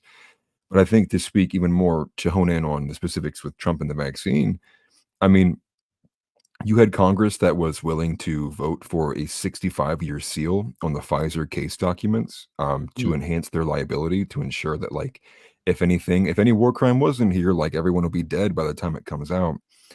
And so I think, it speaks to the fact that there's already a uniparty, right? Like, the Republicans are literally just Democrats, just like slower versions. In fact, probably just dumber versions of Democrats because they just get less stuff done. And I think that's been shown time and time and time and time again. And it makes me kind of think like maybe there is a certain level of like playing ball that just has to be required to do anything without getting a bullet in your head or being slid a picture of JFK across the table. And it's Right. just sad because I think in, going back to what happened in the Cory Bush recent primary where she lost, I think a lot of people are noticing that there's like an absurd amount of foreign interference, whether it's, when it's from Israel, whether it's from Ukraine. It's just at all times, it is always being voted against the people's interests. Like it is never in the interest of the American people. It is always in the interest of a foreigner. It's always in the interest of small minority groups. It's always in the interest of the transgenders. It's always in the interest of Ukraine, always in the interest of, and literally anything but the average everyday American. And you can even stretch that on racial lines, like anything but, a white dude, right? Like you're the bottom of the totem pole. And Right. when that makes up the majority of your country is like, these things are very unsustainable, which I then think, you make that I'll make the next point, which is the Kamala Harris white dudes for Harris. And so you're telling me that the Kamala Harris campaign reached out to white people before the Trump campaign did? And so it just like it kind of speaks to like the Republican Party is still playing this game where they refuse to be offensive in the name of like being politically correct, while their opponent is literally flipping the whole table over and saying, "What are you going to do about it?" And Yes. Republicans are like, "Oh, okay, like, well, I guess I'll pick the cards up." And it's like, dude, that's cucked. It's like we gotta Yeah. move away from like this kind of behavior and play the game that they're playing. Right. 100%. It's much better, much better said, simplified than the way that I was able to say it. You're fine. I was just You echoing said what it- you're saying. No, I love it. I love the way you said that. They're willing to flip the table over and say, "What are you going to do about it?" Whereas, we're like, "Well, I guess we got to pick up the cards because we're playing a game." Right. Right. I think Yeah. I can't remember where I heard this. It was like a ninja fighting a samurai. Like the samurai is like bending over for honor, but when he looks up, he's got a kunai sticking out of his neck, and it's because the ninja doesn't have any honor. He was like, "Dude, this is how I Mhm. play the game, dude. Like you're dead and I win. See ya. Right. How's that honor taste for you now, dude? While you're like choking." It's like, Yeah. but Yeah. until we break out of like that kind of positioning, I know you said holier than thou, but I don't even think it's that, because it's not even really grandstanding on any kind of moral lines. It's they're trying to make sure that they appease the people who write for the New York Times. And it's like, that's not your base. That's not the people Right. who you should be trying to galvanize. It should be the people who the New York Times is trying to defame that you're galvanizing. And it's the opposite. Right. And that's what Trump was doing. That's he was trying to have the New York Times write a good article about him the whole time, rather than just, basically telling him to F off and, what do you guys want me to do that voted for me? It's just like, well, we don't want you to sign that bill. We don't, we don't Yep. want you to champion this vaccine that I think that he should have backed away from a long time ago, just because, when time looks back at this era and then they look at the potential damage of that, the left is going to the people that hate him, and, he might be dead at this point, but, because it might be 10 or 20 years from now. And they realize that thing was not as good. They're going to be like, well, look who championed it. Look who, claimed founding it and making it happen so fast. And it's another thing that they'll pin on him because that's what Right. they do. Well, the other thing I was going to add to that too is like, I think it exemplified it really, really badly in the RNC. Now, even outside like the tokenism and the other like kind of like the Amber Rose stuff, that's a whole separate issue. But Mhm. you think about it, like who has booths at the RNC? ABC, CNN, MSNBC, CBS, but the Post Millennial doesn't have a spot. Timcast IRL couldn't get a spot. Patrick Bet David couldn't get a spot, and it's like, so I think it's clear The Young just by Turks the had a actions spot. over and over again. Did they have a spot? I mean, that's at I'm least pretty sure. something. Isn't that when Alex Stein went up there and jumped in front of Sync's camera when he was on live with Piers? I Interesting. I'm think not that was at sure. the Maybe that that was the was at the RNC. RNC. Okay. I could be wrong. If anybody in the chat knows, let me know. But I'm pretty sure that was at the RNC. They had a booth. But yeah, this is more catering to trying to get people that don't like you to like you when they're never gonna like you. They're just gonna take advantage of you, and and they're gonna Right. use their whatever you give them to make you look bad, essentially, to their fan base. and their fan base doesn't like you either. Exactly. And it's just, like, get rid of ABC, Daily Wire, bring your crew in, have this, like, let these guys be like firsthand to report it. But I think it speaks to the appeasement of like this invisible moderate person that they keep envisioning, who like is like, that's who they need to go win the vote for, and I think we talked about this earlier in the green room, not on air, between like Vivek and JD Vance. Like, I'm the person with the mindset that I would imagine that Vivek would have definitely been the better VP pick on body of work alone. I mean, not like political body of work, but just like what makes up their character of who they are. But secondly, I think Vivek would have reached a much deeper hand into like the libertarian party to galvanize them to want to vote for Trump a lot more than they would have gotten from JD Vance.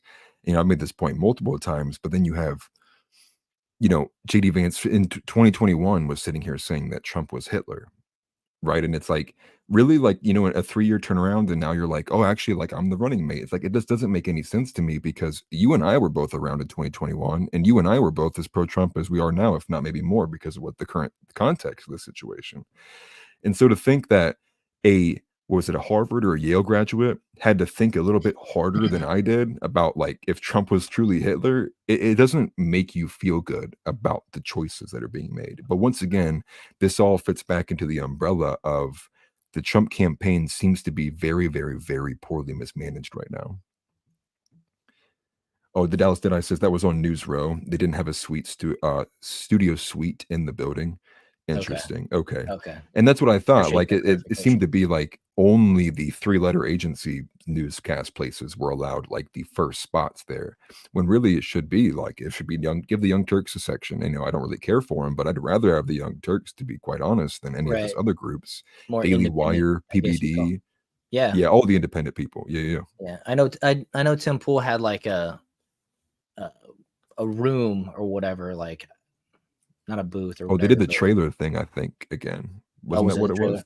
I think he said that he actually rented a room out like at the hotel that he was in or something like that. Like that would make sense. I think he did it with Jeremy, the quartering. Yeah, that's what it was. He had a conference room there or something like that. And he said he's not even going to the DNC because he likes living. Yeah. I mean, fair enough for him. I think that there's very, very fair points to be made, especially because he had a history of doing street reporting long before he even did the actual sit down show. So he's probably got a history with like actual Antifa recruiters and organizers. Yeah, and they don't like him outwardly. That's one thing for sure. So I'm somebody who's been back and forth on him too. Okay. No, you're fine. No, this is cool. I was curious about chat because I wasn't seeing Dallas Deadeye popping up in this chat, but it is on this other chat. So it's cool. It's combining the chat from both of our channels into this one here. Yeah, I know. He's got a little link next to his name, which I think is signifying that he's on mine. Okay, yeah, I see it now. I see it's got this little paperclip thing. Okay, sorry. Yeah, but thank you for watching, Dallas Deadeye. Thank you for engaging. We appreciate it very much. Yeah, 100%. Keep us fresh and going. Yeah, 100%. I wish we got to figure out in the future if there's a way that we could put the chat on the screen that combines them both like that, because that would be cool. Because then the chat can interact with each other a little bit better. So I got people on Awake Not Woke on my channel, and they can't see each other's chat and when they're watching. So oh, interesting. You're right. We'd have to probably find like a chat overlay or something. Yeah. Maybe even use the Veto.ninja. Not Veto Ninja. I think it's the social stream. It's a plugin. I can probably send it to you. I bet it would work for this as well. Okay. Yeah. We'll definitely check that out for the future and try to make it a little bit better, more interactive from everybody. And even once we start maybe going on to Rumble and things like that as well, to see if it can't incorporate all that type of stuff together, because that'd be good. Right. I think for me personally, I'm probably gonna, if my secondary would probably be X, I'm gonna put a little bit more investment into X before Rumble. Although obviously you're not going to make nearly as much ad revenue at all on X compared to Rumble, because Rumble actually pays out for watch page ads similar to YouTube. Right. As far as I know, X does not do the current ad revenue. They do like their own algorithm with impressions and likes and verified users interactions. It's a bit weirder. But I'd rather get probably more traction on X than I would on Rumble. And that's Yeah, not a diss true. to Rumble. I just I prefer X over that platform. Yeah, I agree too. And not that I have anything against Rumble. They're just they're not quite up to the speed of YouTube specifically. But Like man, Rumble will be when I get Nick Fuentes in a couple years, and then I only have one place left to go. That's when I'll probably rely on Rumble. right. And so I guess I should take this opportunity to say, make sure you guys, if you're on my channel, to go over to Atlas Thug's channel and like and subscribe over there, and then vice versa. If you guys don't mind, come over to What in the World and actually check me out too. Yes, that sir. way, everybody can kind of Maybe I can break 1,000 subscribers sometime. find their way in the Stop same being spot. shadow banned on this platform. Yeah. You're getting close. Hopefully one of these days we'll break you over 1,000. That'd be great. Yeah, praying for it, hoping for it. Yes, sir. Okay, so let's continue here. So Trump is supposed to do this big interview. I think Elon Musk is going to actually be the one conducting the interview. I haven't heard any other names associated with it. Have you? I heard the possible Lex Friedman moderator, but I could be wrong on that. Okay, well that'd be all right. He's a little monotone for me. Lex Friedman I can't stand him. He's almost whispering. It's like a watching a soap opera or something. You know how the ambiance is with that, but not It the seems drama. like he never but looks forward the either. tone. Like every time it cuts the camera, he's like, "Oh yeah, is that how you feel?" But I totally understand Okay. that he's got a good he's got a good little platform over there, so that'd be all right. I am looking forward to that. That's supposed to be on Monday night, this coming Monday here in a couple of days. Do you know what time? I haven't seen the time yet. I haven't seen a time. I don't even know where they're going to do it either. I assume. I also saw that Elon has not confirmed it too. Like I don't think he's even said that or co-signed it at all. Really? Yeah, I could be wrong on that, but I'm pretty I sure want I to saw say that I earlier. found out about it on an Elon post. I think that was the first place that I saw it, but Yeah, I mean, I'd be shocked if it wasn't going to happen at this point, seeing how there is so much news about around it. But at least on my end, I haven't seen Elon confirm it. I wonder. I'm gonna look that up over here on this other page while we're talking. The saw a funny post though of like both of them dancing, like Elon. Oh, really? Like a hype post, yeah. Live exclusively on X. Elon Musk to interview Donald Trump live exclusively on X. Let's just scroll through and see here. This is terrible. She seems to the be time on that. No, just exclusively on X. Nope, I'm not going to click on it to read the comments either because you never know what's in there. Yep. Donald Trump's only fans. Yeah, I know, right? some nudity or something like that, and just get straight up taken off YouTube because he did that. DC Drano retweeted. This is a Donald Trump from Donald Trump's Truth Social platform, which is something I really wish that he would come back to X now that it's not Twitter and start posting as well. I know he might have contractual obligations with Truth, but I mean, if you want to win the election, you got to get over here to X. I mean, this is one of the things that he used to reach out to the people to bypass the mainstream media in 2016 for that campaign. Well, that's one of the things that Quartering pointed out was he thinks that there's actual like FEC obligations because it's a public invested company that he just can't. But with that, people think part of the speculation of what's going to go on with this interview is that X is actually going to absorb Truth Social into some kind of like secondary community. Probably not the same way communities function, but in that way that if they absorb the company in some kind of like legal manner, it will then allow Trump to come back to X. So I think that might be a possibility, a topic of discussion that we'll see in the interview. That'd be awesome. That'd be amazing if at the end they shake hands and there's some type of merger or contract like that. And I mean, that would be a bombshell. And, like I said, I think that Trump on X, which to be honest, I didn't have such a big presence on Twitter for that whole run. I've only been interested in X or Twitter since Elon bought it. I mean, I've had an account for forever, but I never really did much with it or even looked. think the last time I was on there before that was when I found out that Junior Seau died. I mean, that's been Oh yeah, R.I.P. Sam. I'm a Chargers 12, fan. 12 years ago. Yeah, right.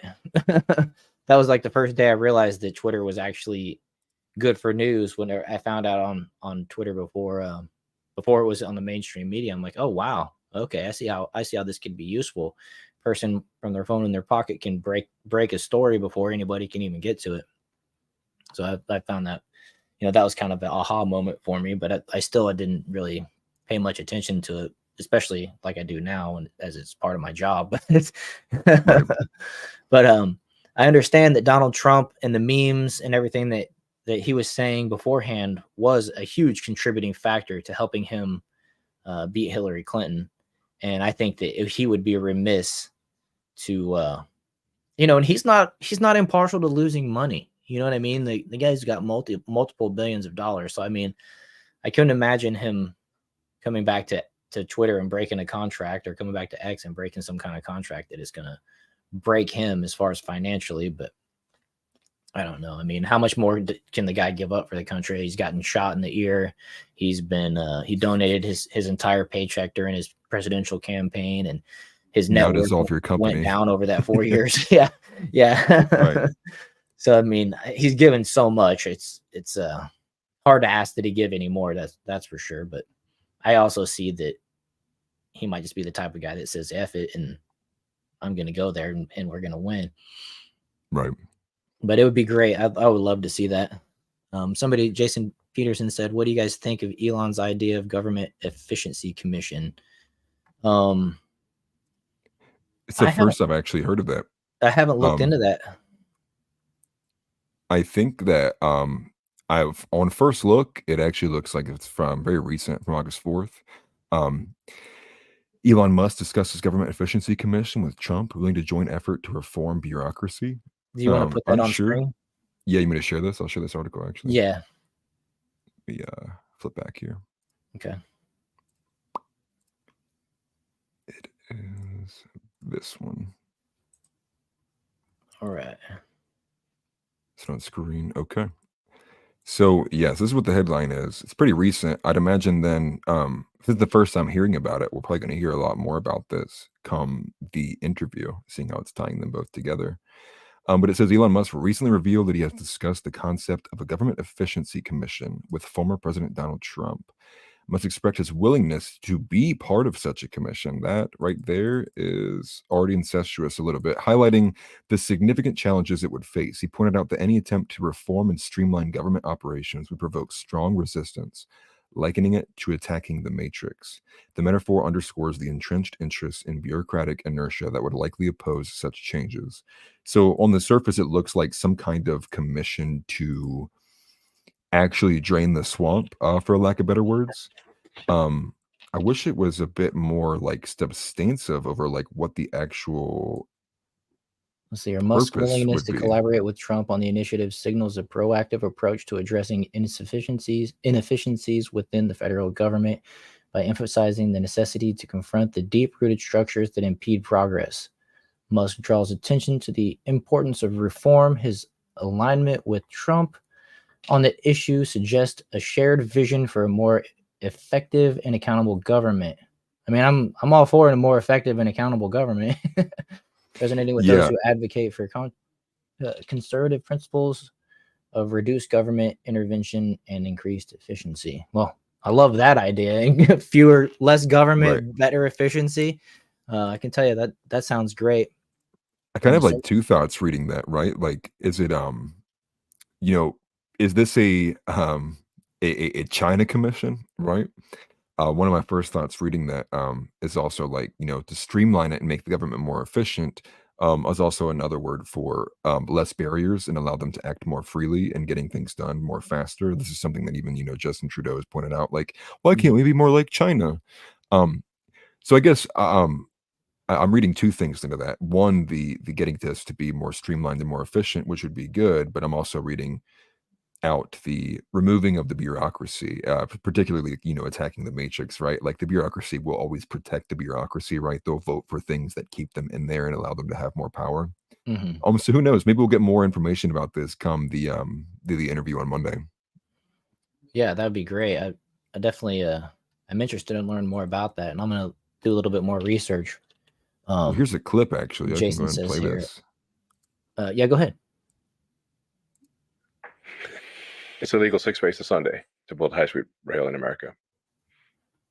I wish you could just like for a week go into Washington and like be the Wake head up. of the committee for making what is it for the garbage collection, Yeah, making right, I know. government See smaller, what I'm like talking about. removing stuff.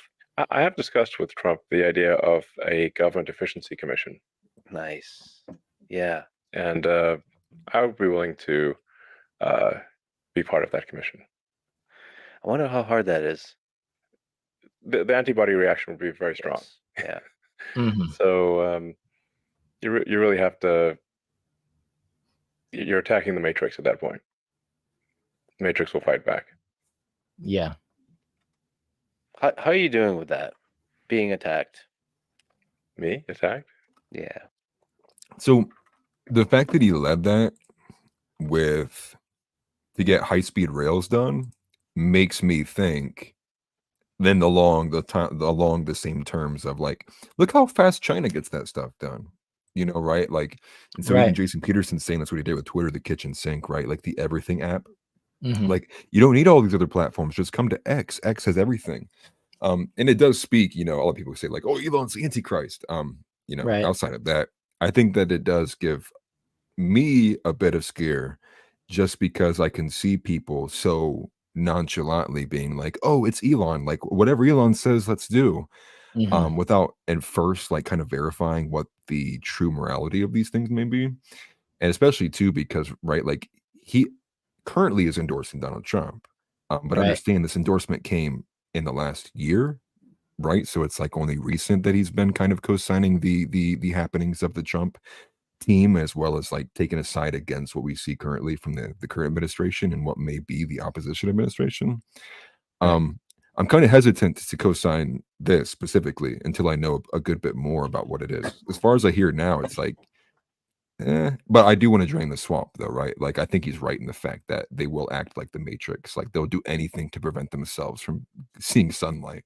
Right. And then to Jason's point too, I think you might have said or where he says that's what he did with Twitter, the kitchen sink. Well, Elon fired a bunch of people, and X didn't seem to take any kind of step back at all. If anything,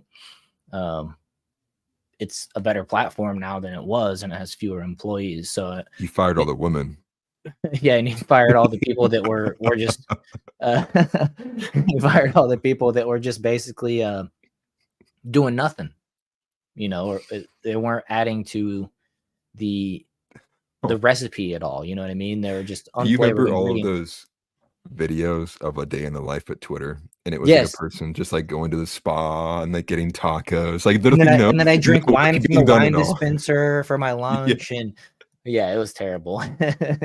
Oh gosh. I mean, maybe he is the right person for the job, for somebody to go in there knowing how he's operated all these multi-billion-dollar industries. He probably Right. is probably one of the best people to actually be on the commission if it To is streamline exactly what they're saying processes it and is. things like that. Because another thing, when I think of what Trump did in his first term, he removed a lot of regulations and allowed production companies to actually produce. They didn't have 19 permits that they had to get government approval for, and all these different application fees that goes along with every single one. He's like, you want to build a car, and that reduces government, because every single, regulation has to have an overseer. And so when you get rid of a regulation, in a sense, you're getting rid of that overseer, you're making the government smaller, and you're making production easier. It's, Yep. And so if it relates to that type of scenario, I would be all for that.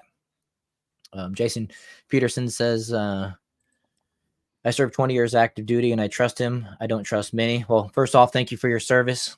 Yes, sir. I certainly appreciate everybody that's in the military. Actually, if you can see right here, I keep the little army man on top of my cross right there. That was given to me by my church about a month ago.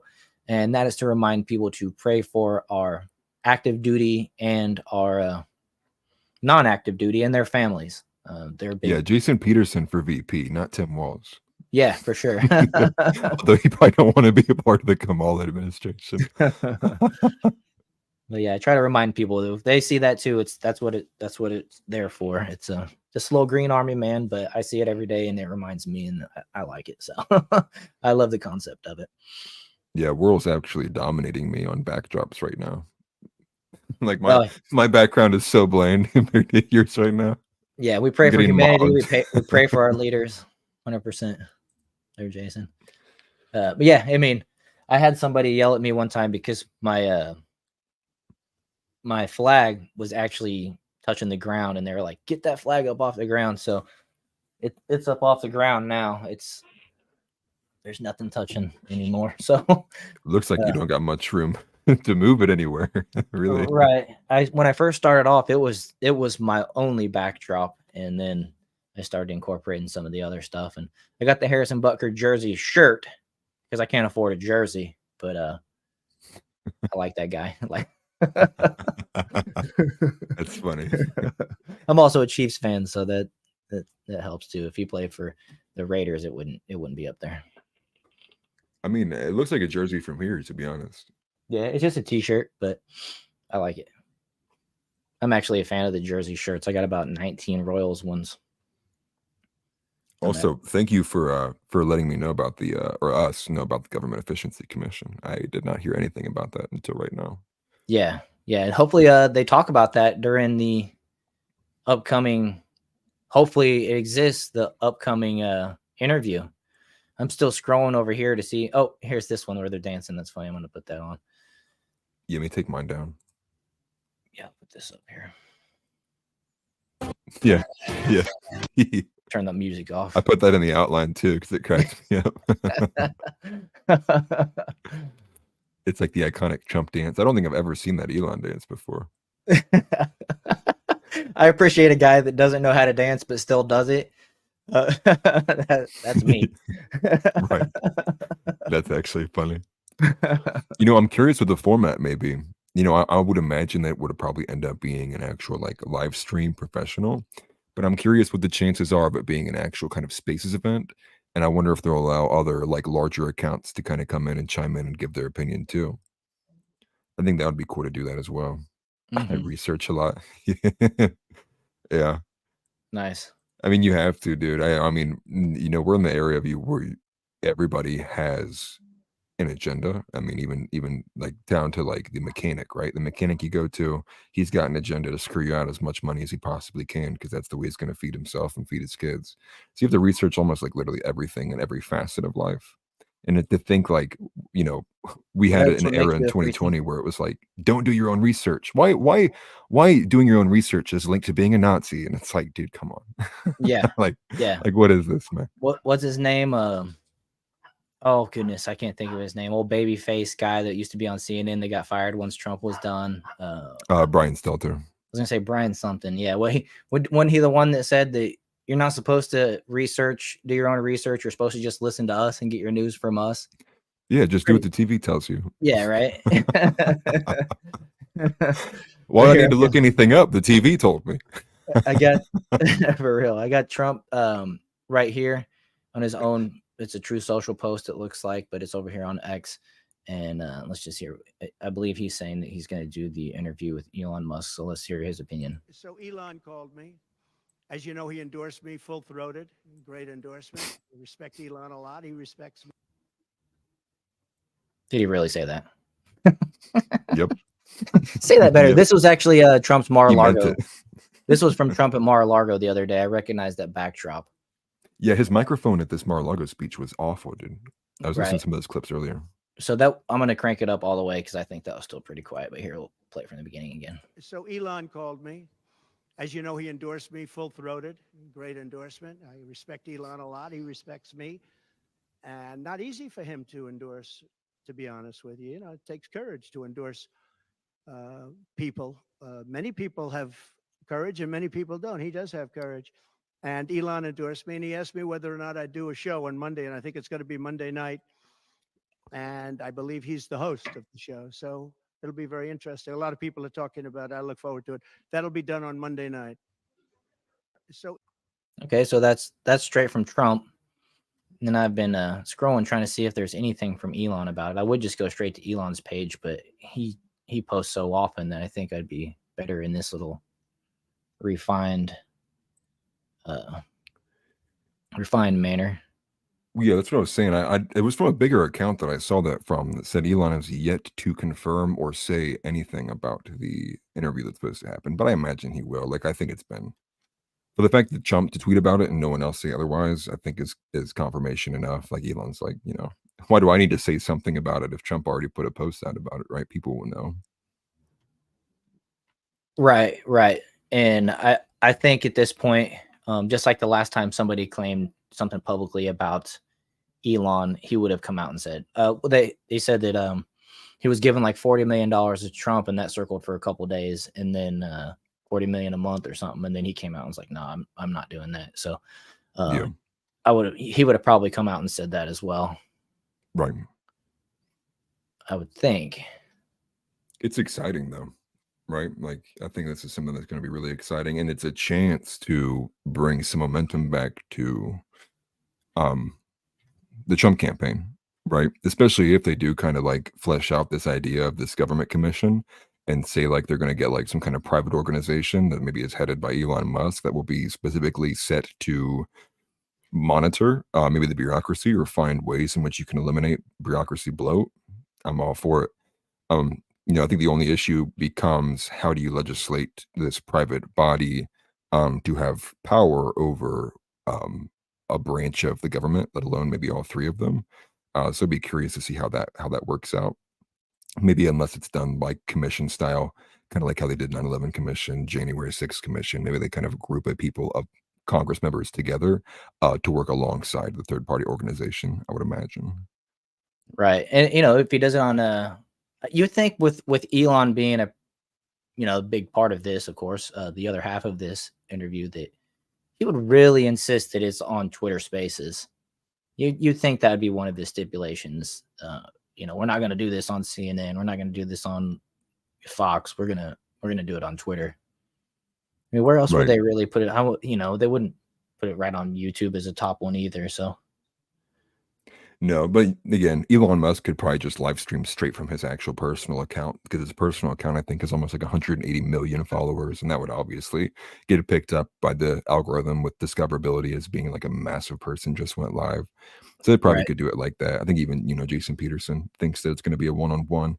I imagine it might be just to avoid any kind of like, I don't know, interference or any like bad actors, bring somebody onto a Spaces event. Next thing you know, they start like screaming it out loud or something along those lines, or playing Right. some like moaning sounds. Like all of a sudden you're hearing like a sex tape playing out. Like that's probably what they avoid. Because remember when they did one with the public one with Vivek, right? Like what was the incident that happened with that? He forgot to turn his mic off and apparently went to go piss and everybody heard it. Oh, So maybe that's that was probably right. like the last time they're going to try to use Spaces to avoid any kind of awkward audio like that.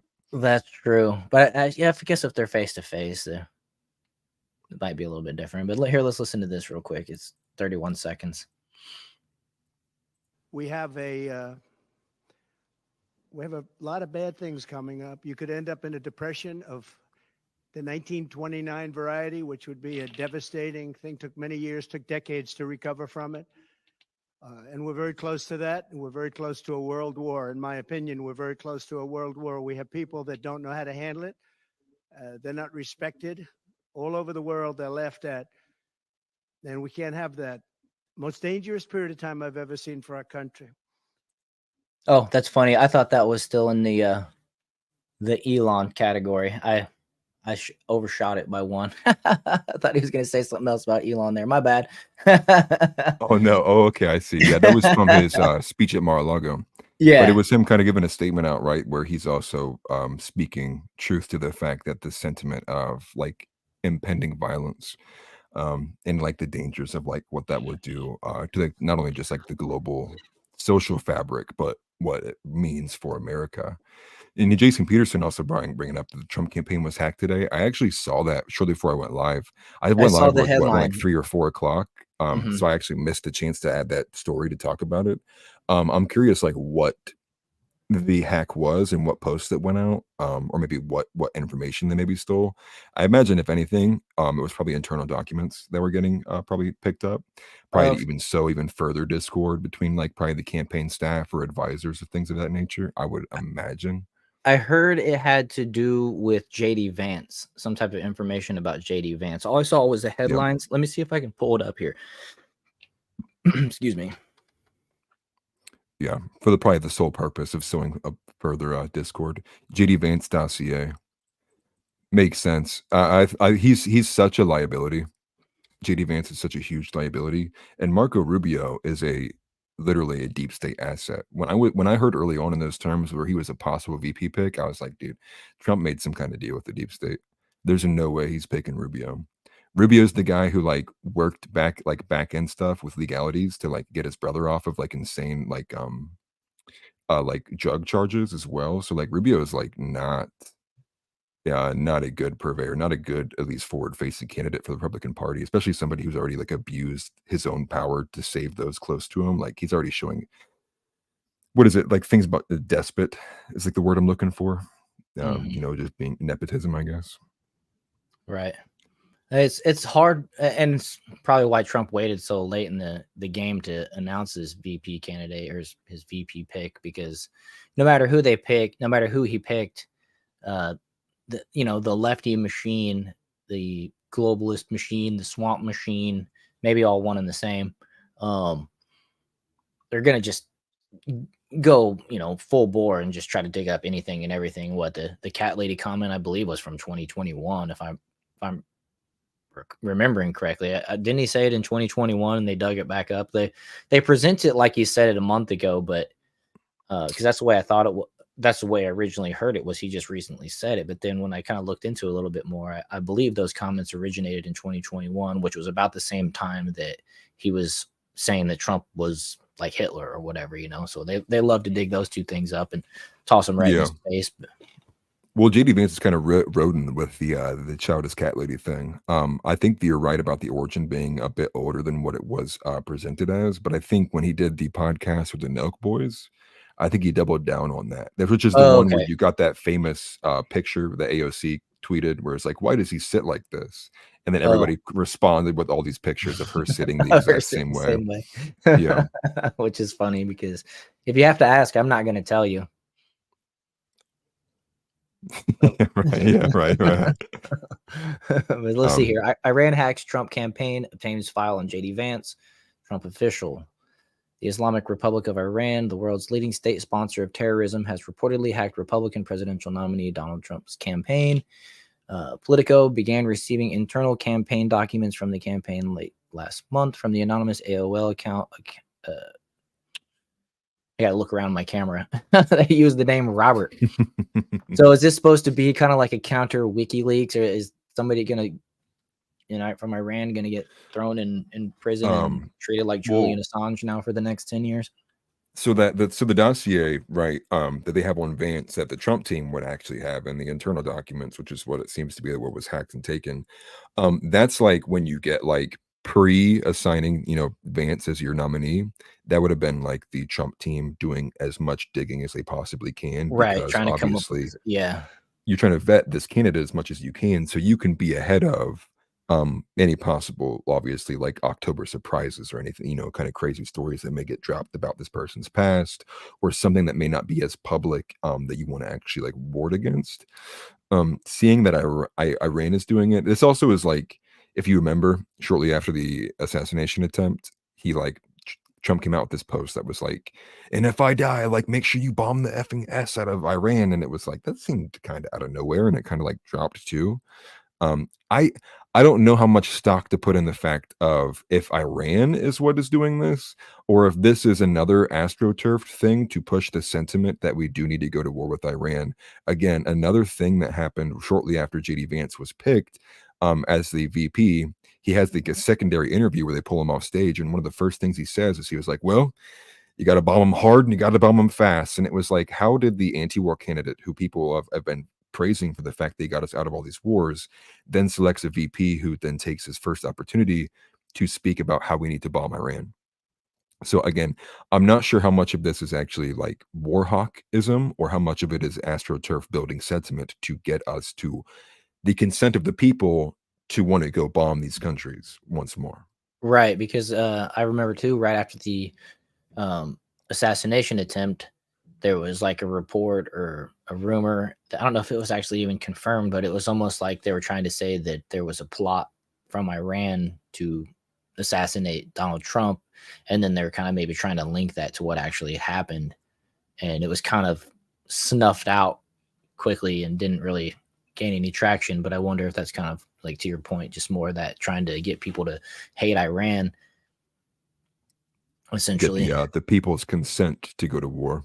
Right, Because right. obviously Congress doesn't declare war anymore. It's essentially if the president wills it, so be it.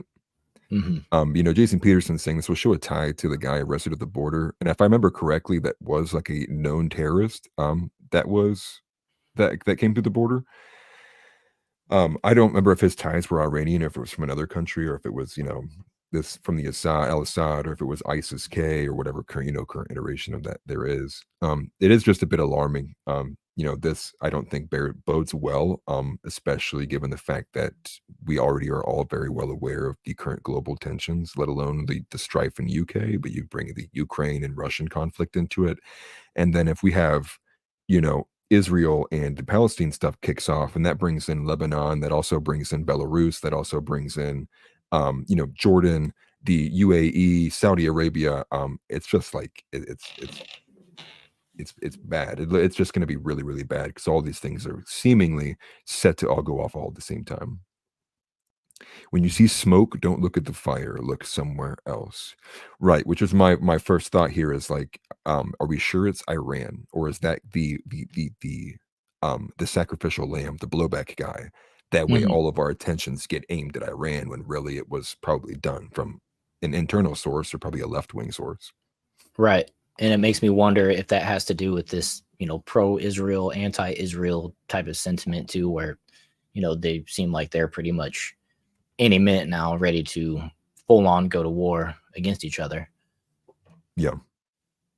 I've seen some propaganda videos coming out from Iran where they're just showing hundreds of drones and all types of small craft and things like that. And it seems like that would be a bad thing for Israel if that was sent. If those were all sent at the same time, essentially.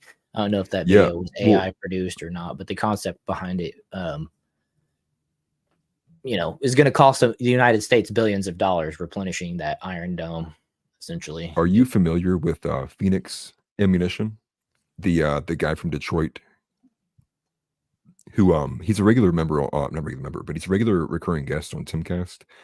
He makes ammunition purely for like militia. Like he doesn't sell to like government or anything like that. Oh, that's awesome. I didn't know that. I had heard of that Phoenix Ammunition, and I can put a face to him. Yeah. Well, he's an ammunition expert, right? he's huge in this industry. And because apparently he does like a mail web service too.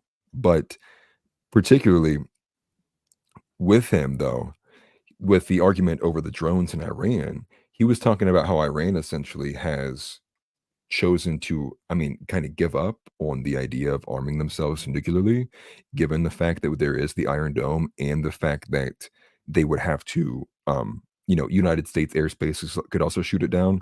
So what's the point of, probably dumping 20, 30, 40 billion dollars into having one nuclear asset that could be taken out at a moment's notice? But rather, he said, it seems to be, and what we saw this earlier when they sent that initial drone strike, that was like a 97% protection rate from the Iron Dome, if you got in, was that because they're so much easier and cheaper to produce, and they can have so many of them and amass so many of them, he believes that first strike was to see the protection map of the Iron Dome to spot out vulnerabilities. And then this next strike, which is imminent, which is probably going to be happening very, very soon, will be taking advantage of the data they gathered with that first strike, possibly even sending a bunch of blank drones to overwhelm the system. As and many then send paper in airplanes as you can fold up, sending them over and taking exactly. up $1 million missile defense, missile essentially from the defense. It's kind of a counter to what Trump did to ISIS. He basically drained their coffers. They had no money left to fight against us and Hamas and things like that. And then, which basically just completely made them stagnant. But now that they've been kind of replenished with money, now they have the ability to to do this type of thing, and then they can counter by doing the same thing. It's like, yeah, like to your point, we don't need a nuke.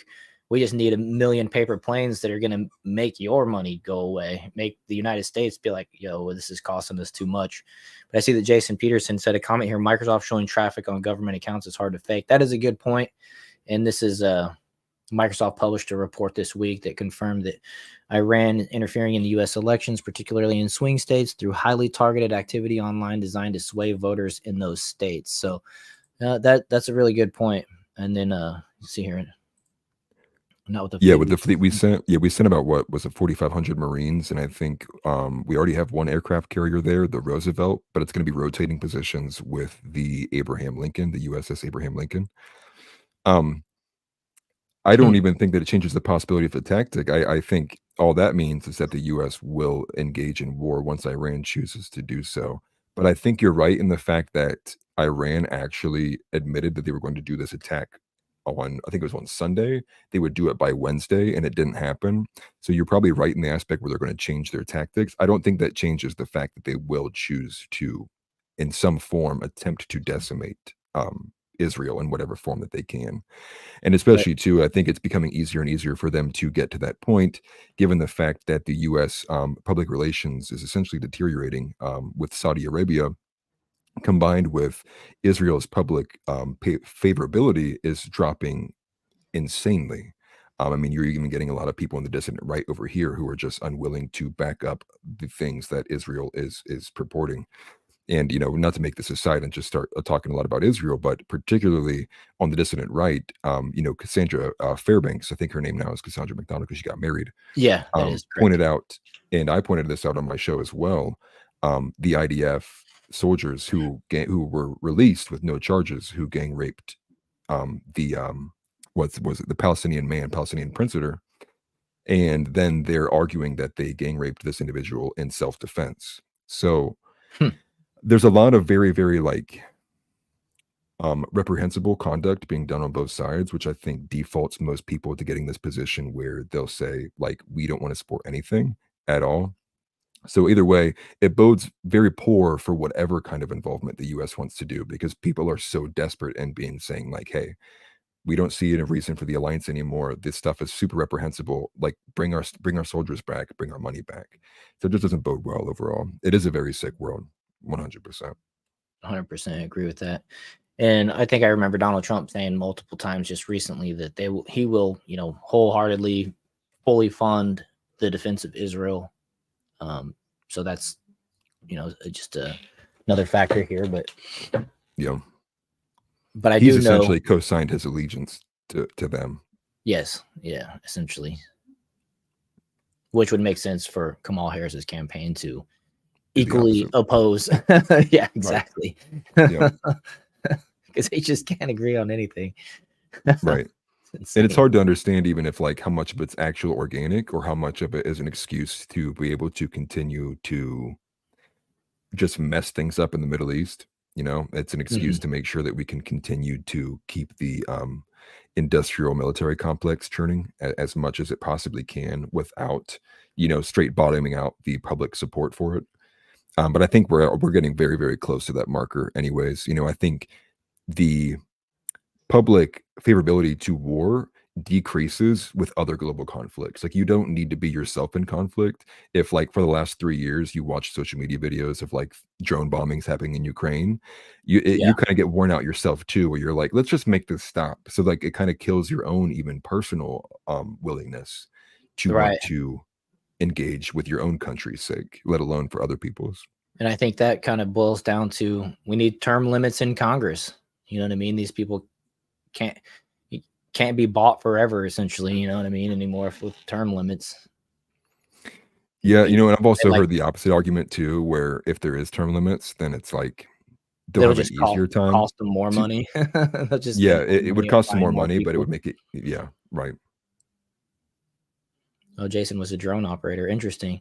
Yeah, I tell you what, if you worked out of Dayton, I think that's where the drone operation is at. It's in Dayton, Ohio, right? I think that's where one of the primary ones is. Oh wow. I know there's a famous story not too long ago about a drone operator who actually committed suicide, who operated out of Dayton, because he couldn't take the cognitive dissonance that he was happening with Mm. killing people overseas and then going home, and he's just like he couldn't live with himself.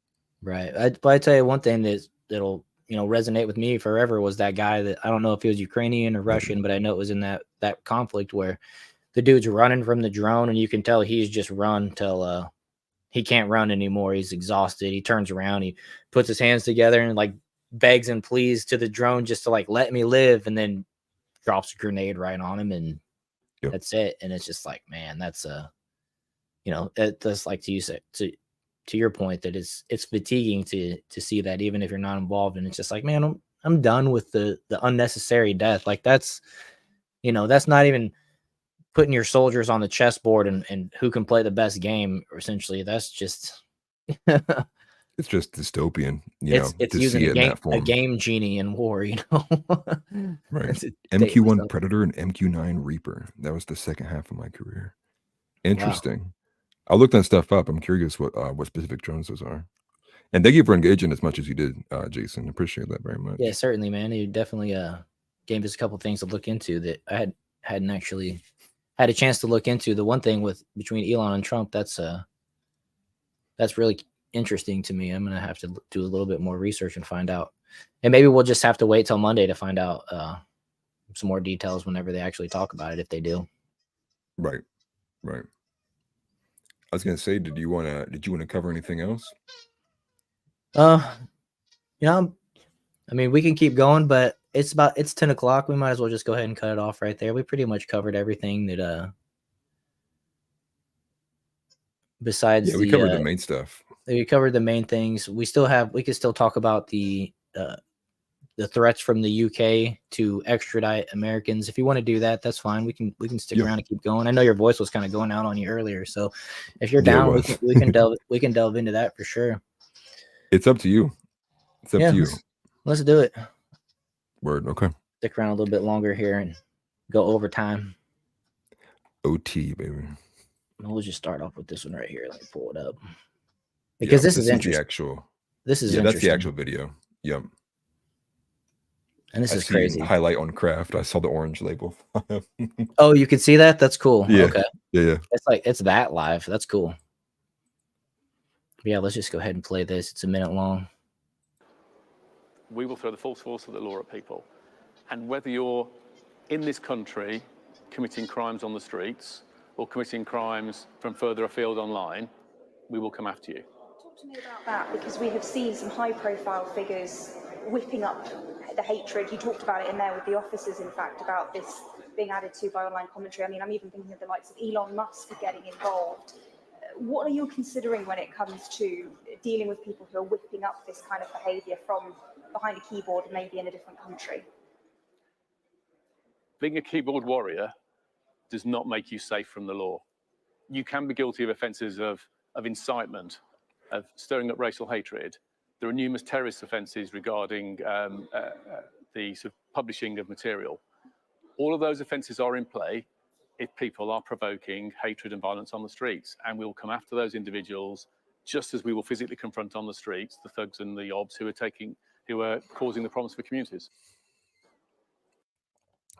Insane. Why is it always the most, and I said this earlier on my show too, like what is going on between UK and the US that like all of the generals and like admirals who fill these, office kind of cabinet positions are like effeminate and like looks like I could break that guy with one hand. It's like that's really like the leader of your military. Now I understand obviously the older you get, the more frail you become, especially when you're pushing pens and pencils. Right, Jason, that's exactly what I was about to stand up. Dude. If I had a 1776 flag, I'd have been waving it right now. 100%. And that's insane to say that they're going to go after the keyboard warriors, which, and the reality is there's some people in the United States that have been, arrested, and I don't know if they've actually been imprisoned. I know the one guy won his case for posting memes. They arrested him for memes and stuff, but I think he actually ended up winning that case. But I mean, we're not too far behind what goes on in the UK. That's something that I've learned over my life. If it's going on over there, it seems like it's just on its way over here. Yeah, they're like 3 to 5 years ahead of us, essentially. Mhm. It's like racial bubbling up strife, being driven by an anti-white, a clearly openly anti-white government that is also very, very obviously taking sides. And then I think paired with that too, you're getting a lot of very, very astroturfed Islamophobia. People, instead of it being about the immigration, it's like, oh, they hate Muslims, and it's like, dude, no. Like, I think most of these people actually are just like unwilling to put up with the loss of society, the degradation that's going on, with the brokenness of non-shared cultural values. But the big thing there is the fact that they made sure to mention Elon Musk. So, like, I'm not sure how much you've been following the UK stuff, but I've seen plenty of like large officials and just like large pundits from the UK specifically. Even Piers Morgan has kind of quoted Elon Musk and saying like of his interference with what's going on in the UK. And Mhm. my fear is with a Kamala administration possibly taking the White House, I think that they would be open to that happening. I think that the Kamala administration would actually assist in the collusion of extraditing Americans in the UK in the name of progressivism. And now I do worry for the fear of, everyday Americans, but I think even Phil Labonte, posted exactly what I said earlier, which is I think that Kamala would actually hand walk the keys to Elon Musk and be like, you better go. Come on, we're arresting you. Get out of here. Right. Because Make it obviously as that would be public in as their best possible. interest too. Right. Because they're both enemies of free speech. Right. And it's curious when he talks about, this guy was mentioning the terrorists, and then he goes on to elaborate that he's talking about the keyboard warriors. It's like, wait a minute, Yeah. hold up. You're calling your own citizens who want, their own sovereignty, essentially. They've witnessed, an essential invasion via immigration into their country, and they go on there and say, I don't like it. You're going to dub them a terrorist. And then even people in America that say it, you're going to want to try to haul us overseas halfway around the world to to hold us accountable for terrorism in your country. That Yeah. is absurd. I hope Donald Trump wins and makes you guys pay your fair portion of NATO like immediately. Like, seriously, got way too Real. much time on your hands. I mean, listen, I think that can't be understated, right? Like, they're very specific in the fact that not only will it be an attached hate crime, but it will come with a designation of also being a terrorist. You get Right. designated a terrorist, that for one, I mean, that limits your ability to fly. You're going to have all of these implications that would come to you even here in the U.S. from international affairs. Possibly get like banned from specific international websites, maybe even possibly like different banking features as well. But then you stretch that to the fact if the Kamala administration does allow this to happen, well, then you're also going to be designated as a terrorist in the United States as well. And then that's going to throw you under, the guise of the Patriot Act, and your rights are gone. They can do whatever they want to you. You can, if they want to keep you detained for the next 45 years, the way they did Julian Assange, it's exactly what's going to happen. It doesn't bode well at all. And, and to make even matters worse, you have the level of which they're being very apparent with how much they're clamping down is insane. There was an earlier story I read where two guys were denied bail, even though they didn't participate in the riots. They simply were watching them. And by just being outside and on the sidewalk watching the riots, the judge argued that they participated in them, thus denying their bail and then putting them in the same kind of attachment, being rioters for the far right extremism, and giving them these terrorist designations just for being outside. And I mean, Yeah. that's where we're going for, right? Like, that's even not even just attacking the First Amendment. That's going beyond the First Amendment and destroying the right to peaceably assemble. Right. It just doesn't bode well at all. And additionally, if you just dub somebody a terrorist, and at least within the United States, we have the right to be, we're innocent until proven guilty. They have to prove some type of guilt behind that, but they can just dub you a terrorist and then take away all your, all these rights that go along with that, and even throw you in jail or, whatever. And that's a scary thought. It's like just the fabric of our what's the word, our properly aligned, nation thrown out the window. The saying of rather Right. One innocent man walk free, or 100 innocent men walk free, or how's it go? 100 Yeah, guilty it's men walk free before one innocent man gets locked up, or something like that. I that's can't remember. So I think Benjamin Franklin's original quote was, "It was better that 100 guilty persons walk free than one innocent man suffer." And then I think Blackstone's was it's better that 10 Yeah. guilty persons go free. So like a slight difference of scale there, but both come they're derived, I believe, from I know I should know this. It's from Sodom and Gomorrah, and it's derived from the fact that if there is yet but one righteous person left in the city, I will not strike it down. And so that's where Yeah. that sentiment Yeah. comes from. Really, if you want to truly destroy something, you must ensure that it is not there is not even one beacon of hope left. Yeah. Yeah. I agree. That's pretty interesting. And then I got this post here from Mario in the fall. Tyler K went to prison and lost his house for copying a post on X. And Tyler was sentenced to 38 months in prison for copying a post made on X by Lucy Connolly, the wife of a conservative counselor. The post read, "Mass deportation now." Let me make sure. Yeah. And with YouTube, I'm not going to read that next one just because it might be a call for something. So I won't read that next little part. But Lucy had been arrested Yep. for the post, and Tyler was trying to prove that he wouldn't be arrested. So he's trying to make a point, which is funny because I see a lot of people kind of posting this in your face to these UK people, doing a similar Yeah. type thing from over here. But he made it clear in his reply to this post stating, "My point is more, it's one rule for some and another rule for others," which we have a lot of precedent in that in our own country as well right now. But despite his barrister explaining he was immature, had grown up in care, would lose his council house as a result of a prison sentence, the judge said he clearly intended to incite serious violence.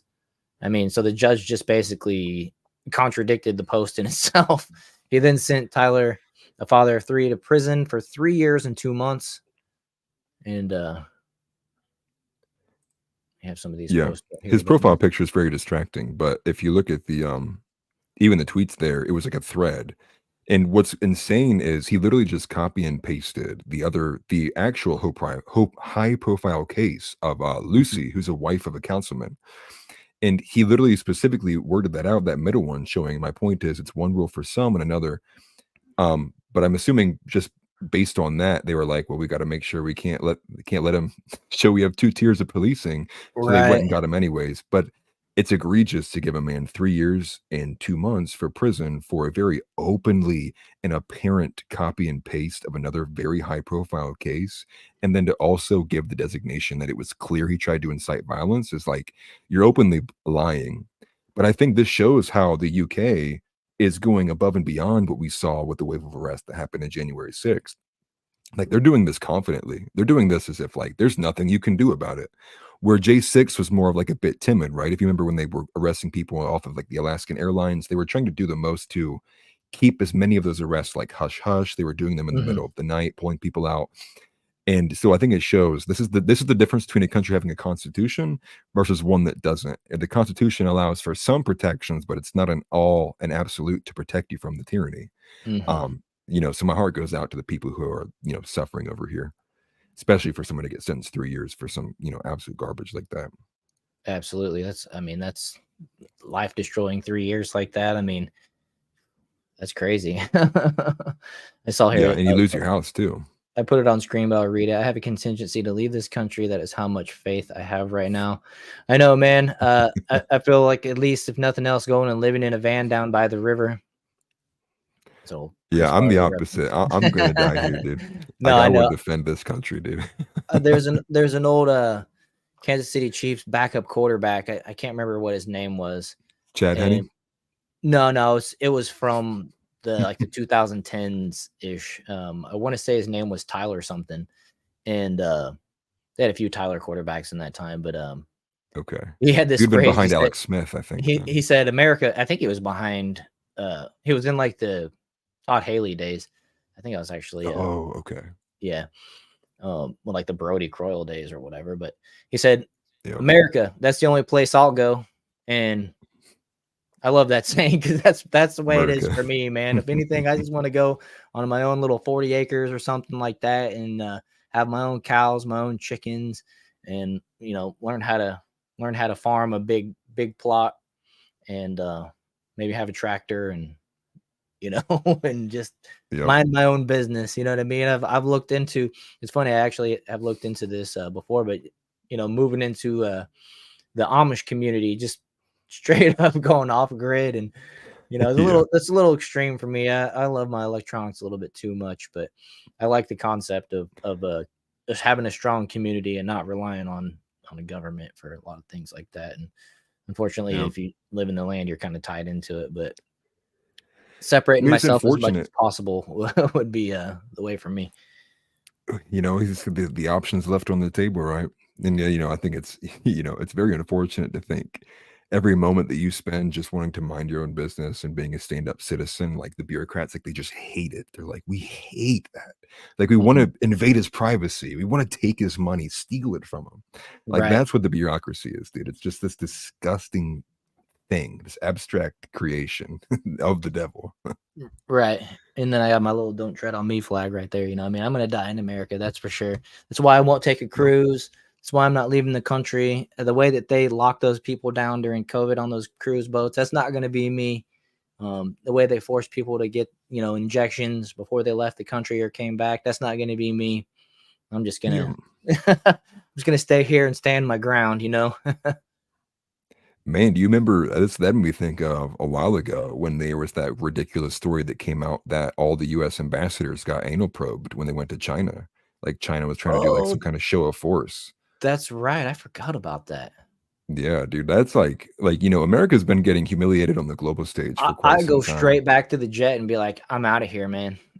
Dude, yeah, I'd be like, I'm going home and I'm doing everything I can to declare war on China after that, dude. Like, we're I going to quit. war, boys. I'm telling everybody what they try to do, and you guys let it happen to you. So, Like, put a tariff on suicide nets. You're gonna pay $100 for those, dude. right, for real. Jason said, check the video of the UAE foreign minister on Muslim extremists. I'll definitely check that out. I don't want to look it up live just in case. Yeah, you wanna make sure you vet You everything gotta for be you. careful. You gotta be careful with if they make threats and things like that on this platform. I mean, Yeah, it makes sense. I understand it, and I don't mind following the rules, but it's a bummer that we can't just go and look it up and discover it live yeah, completely. and then be deemed as, domestic terrorists. Yeah, I would imagine I'm already on that list somewhere, but right. I mean, I got American flag out in front of my house. I'm sure that was enough for them to do that anyways. that's true. Very true. Oh, this guy's married and he has kids? Terrorist. Yeah, for real. He's got an American flag. I had a Trump flag out there before the first election too. Let me actually write that Or the down second forever. election. The, Yeah, just for our UAE. knowledge. I'm definitely gonna check that out for sure. Let me write that down. I was gonna say, I am, probably good to wrap up with covering Yeah. this. I have to go to the bathroom so bad, which is actually my main reason. No, we're supposed to cut it off 18 minutes ago. So I'm happy with how episode 2 is gone for sure. Just to wrap up real quick, guys, go and check out Atlas Thug's YouTube channel, and also find us on X. We post a Yes. lot more stuff, and be a little bit more free over there than we can on this one. I'm at Warrol, Warrol, and he is the same, Atlas Thugged. Yes, sir. Over there on X. So check us out. If you do follow us, let me know. I don't care. You can send me a message. I'm not inundated with messages or anything like that. Say, hey, I found you on the YouTube channel, and engage in conversation and all that stuff. I appreciate it. And I don't know about you, but at least for me, No, how yeah, that same goes, here. I think it's cool if people say, hey man, I found you on the channel and now we're over here. It builds community. And that's really one of my main reasons why why I started this channel was, I felt like something needed to be done. And also I wanted to get out of, construction. I can drive any piece of heavy equipment pretty much, and I can build a house, and I'm a dumb jock. So, I wanted to change my life before I got too old and my hands and feet broke down. So, I mean, I didn't do it just for the sake of the country, to be fully transparent. But I felt like we needed more voices on this side. And even if it's not, on the Tim Pool or, PBD level, just We're getting there. more grains of sand. Eventually, all of us together, we can maybe tilt the scale a little bit in the proper direction, in my opinion. And that's why I'm here. And if you want to say something as we go out. Yeah, let me just repeat the sentiment. Make sure you go and follow Warrol on YouTube as well. Probably most people watching this, I would imagine, are probably on your channel instead of mine right now. But yeah, definitely check me out too. I run my own show, Offensively Accurate. I try to do at least twice a week. I'm trying to get more than that. I've obviously work schedule permitting. You probably find a bit different than the average conservative pundit. I'm very, very dissident right. I'm a lot more aligned with Christian populism and Christian nationalism than I am with any probably current iteration of the GOP. I have a bit more of a ecclesiastical religious foundation backing stuff up. So if you find that curious or interesting, definitely check me out. Offensively Accurate. It's also on Spotify. So check me out wherever you can find me. Awesome. And thank you for having me once again, Warrol. Appreciate being on the dude. show. We'll be back next week. For sure. I believe we got the next 2 weeks, the next 2 Saturdays scheduled already. Wait, no, it's just next Saturday. Yeah, next Saturday. Yeah, I think next Saturday, and then you're off the Saturday. Yeah, next Saturday we'll be back, and the Saturday after that, it's fantasy football season. We got the draft. I got my draft going on that one. I'm looking forward to that. It's one of the funnest times. It's a mid-year Christmas to me, so I'm looking forward to that. And so we won't have the show going that day, but then we'll be back then we'll be back for another 2 weeks, and then I believe you have a day off. So we're gonna be here pretty much every Saturday after that. I mean, my schedule is clear as far as every Saturday after that. So I look forward to seeing everybody next week on episode 3 of the Jar Openers podcast. Yep. And thank you everybody for being here. Appreciate the engagement. That honestly helps drive the show a lot more. It'd be 100%. A lot more boring if we were just nobody was interacting at all. Obviously, we'd be like, oh, we're doing something wrong. Definitely. 100% agree. All right, guys. We'll see you next time. Yep. Have a good night. Take care.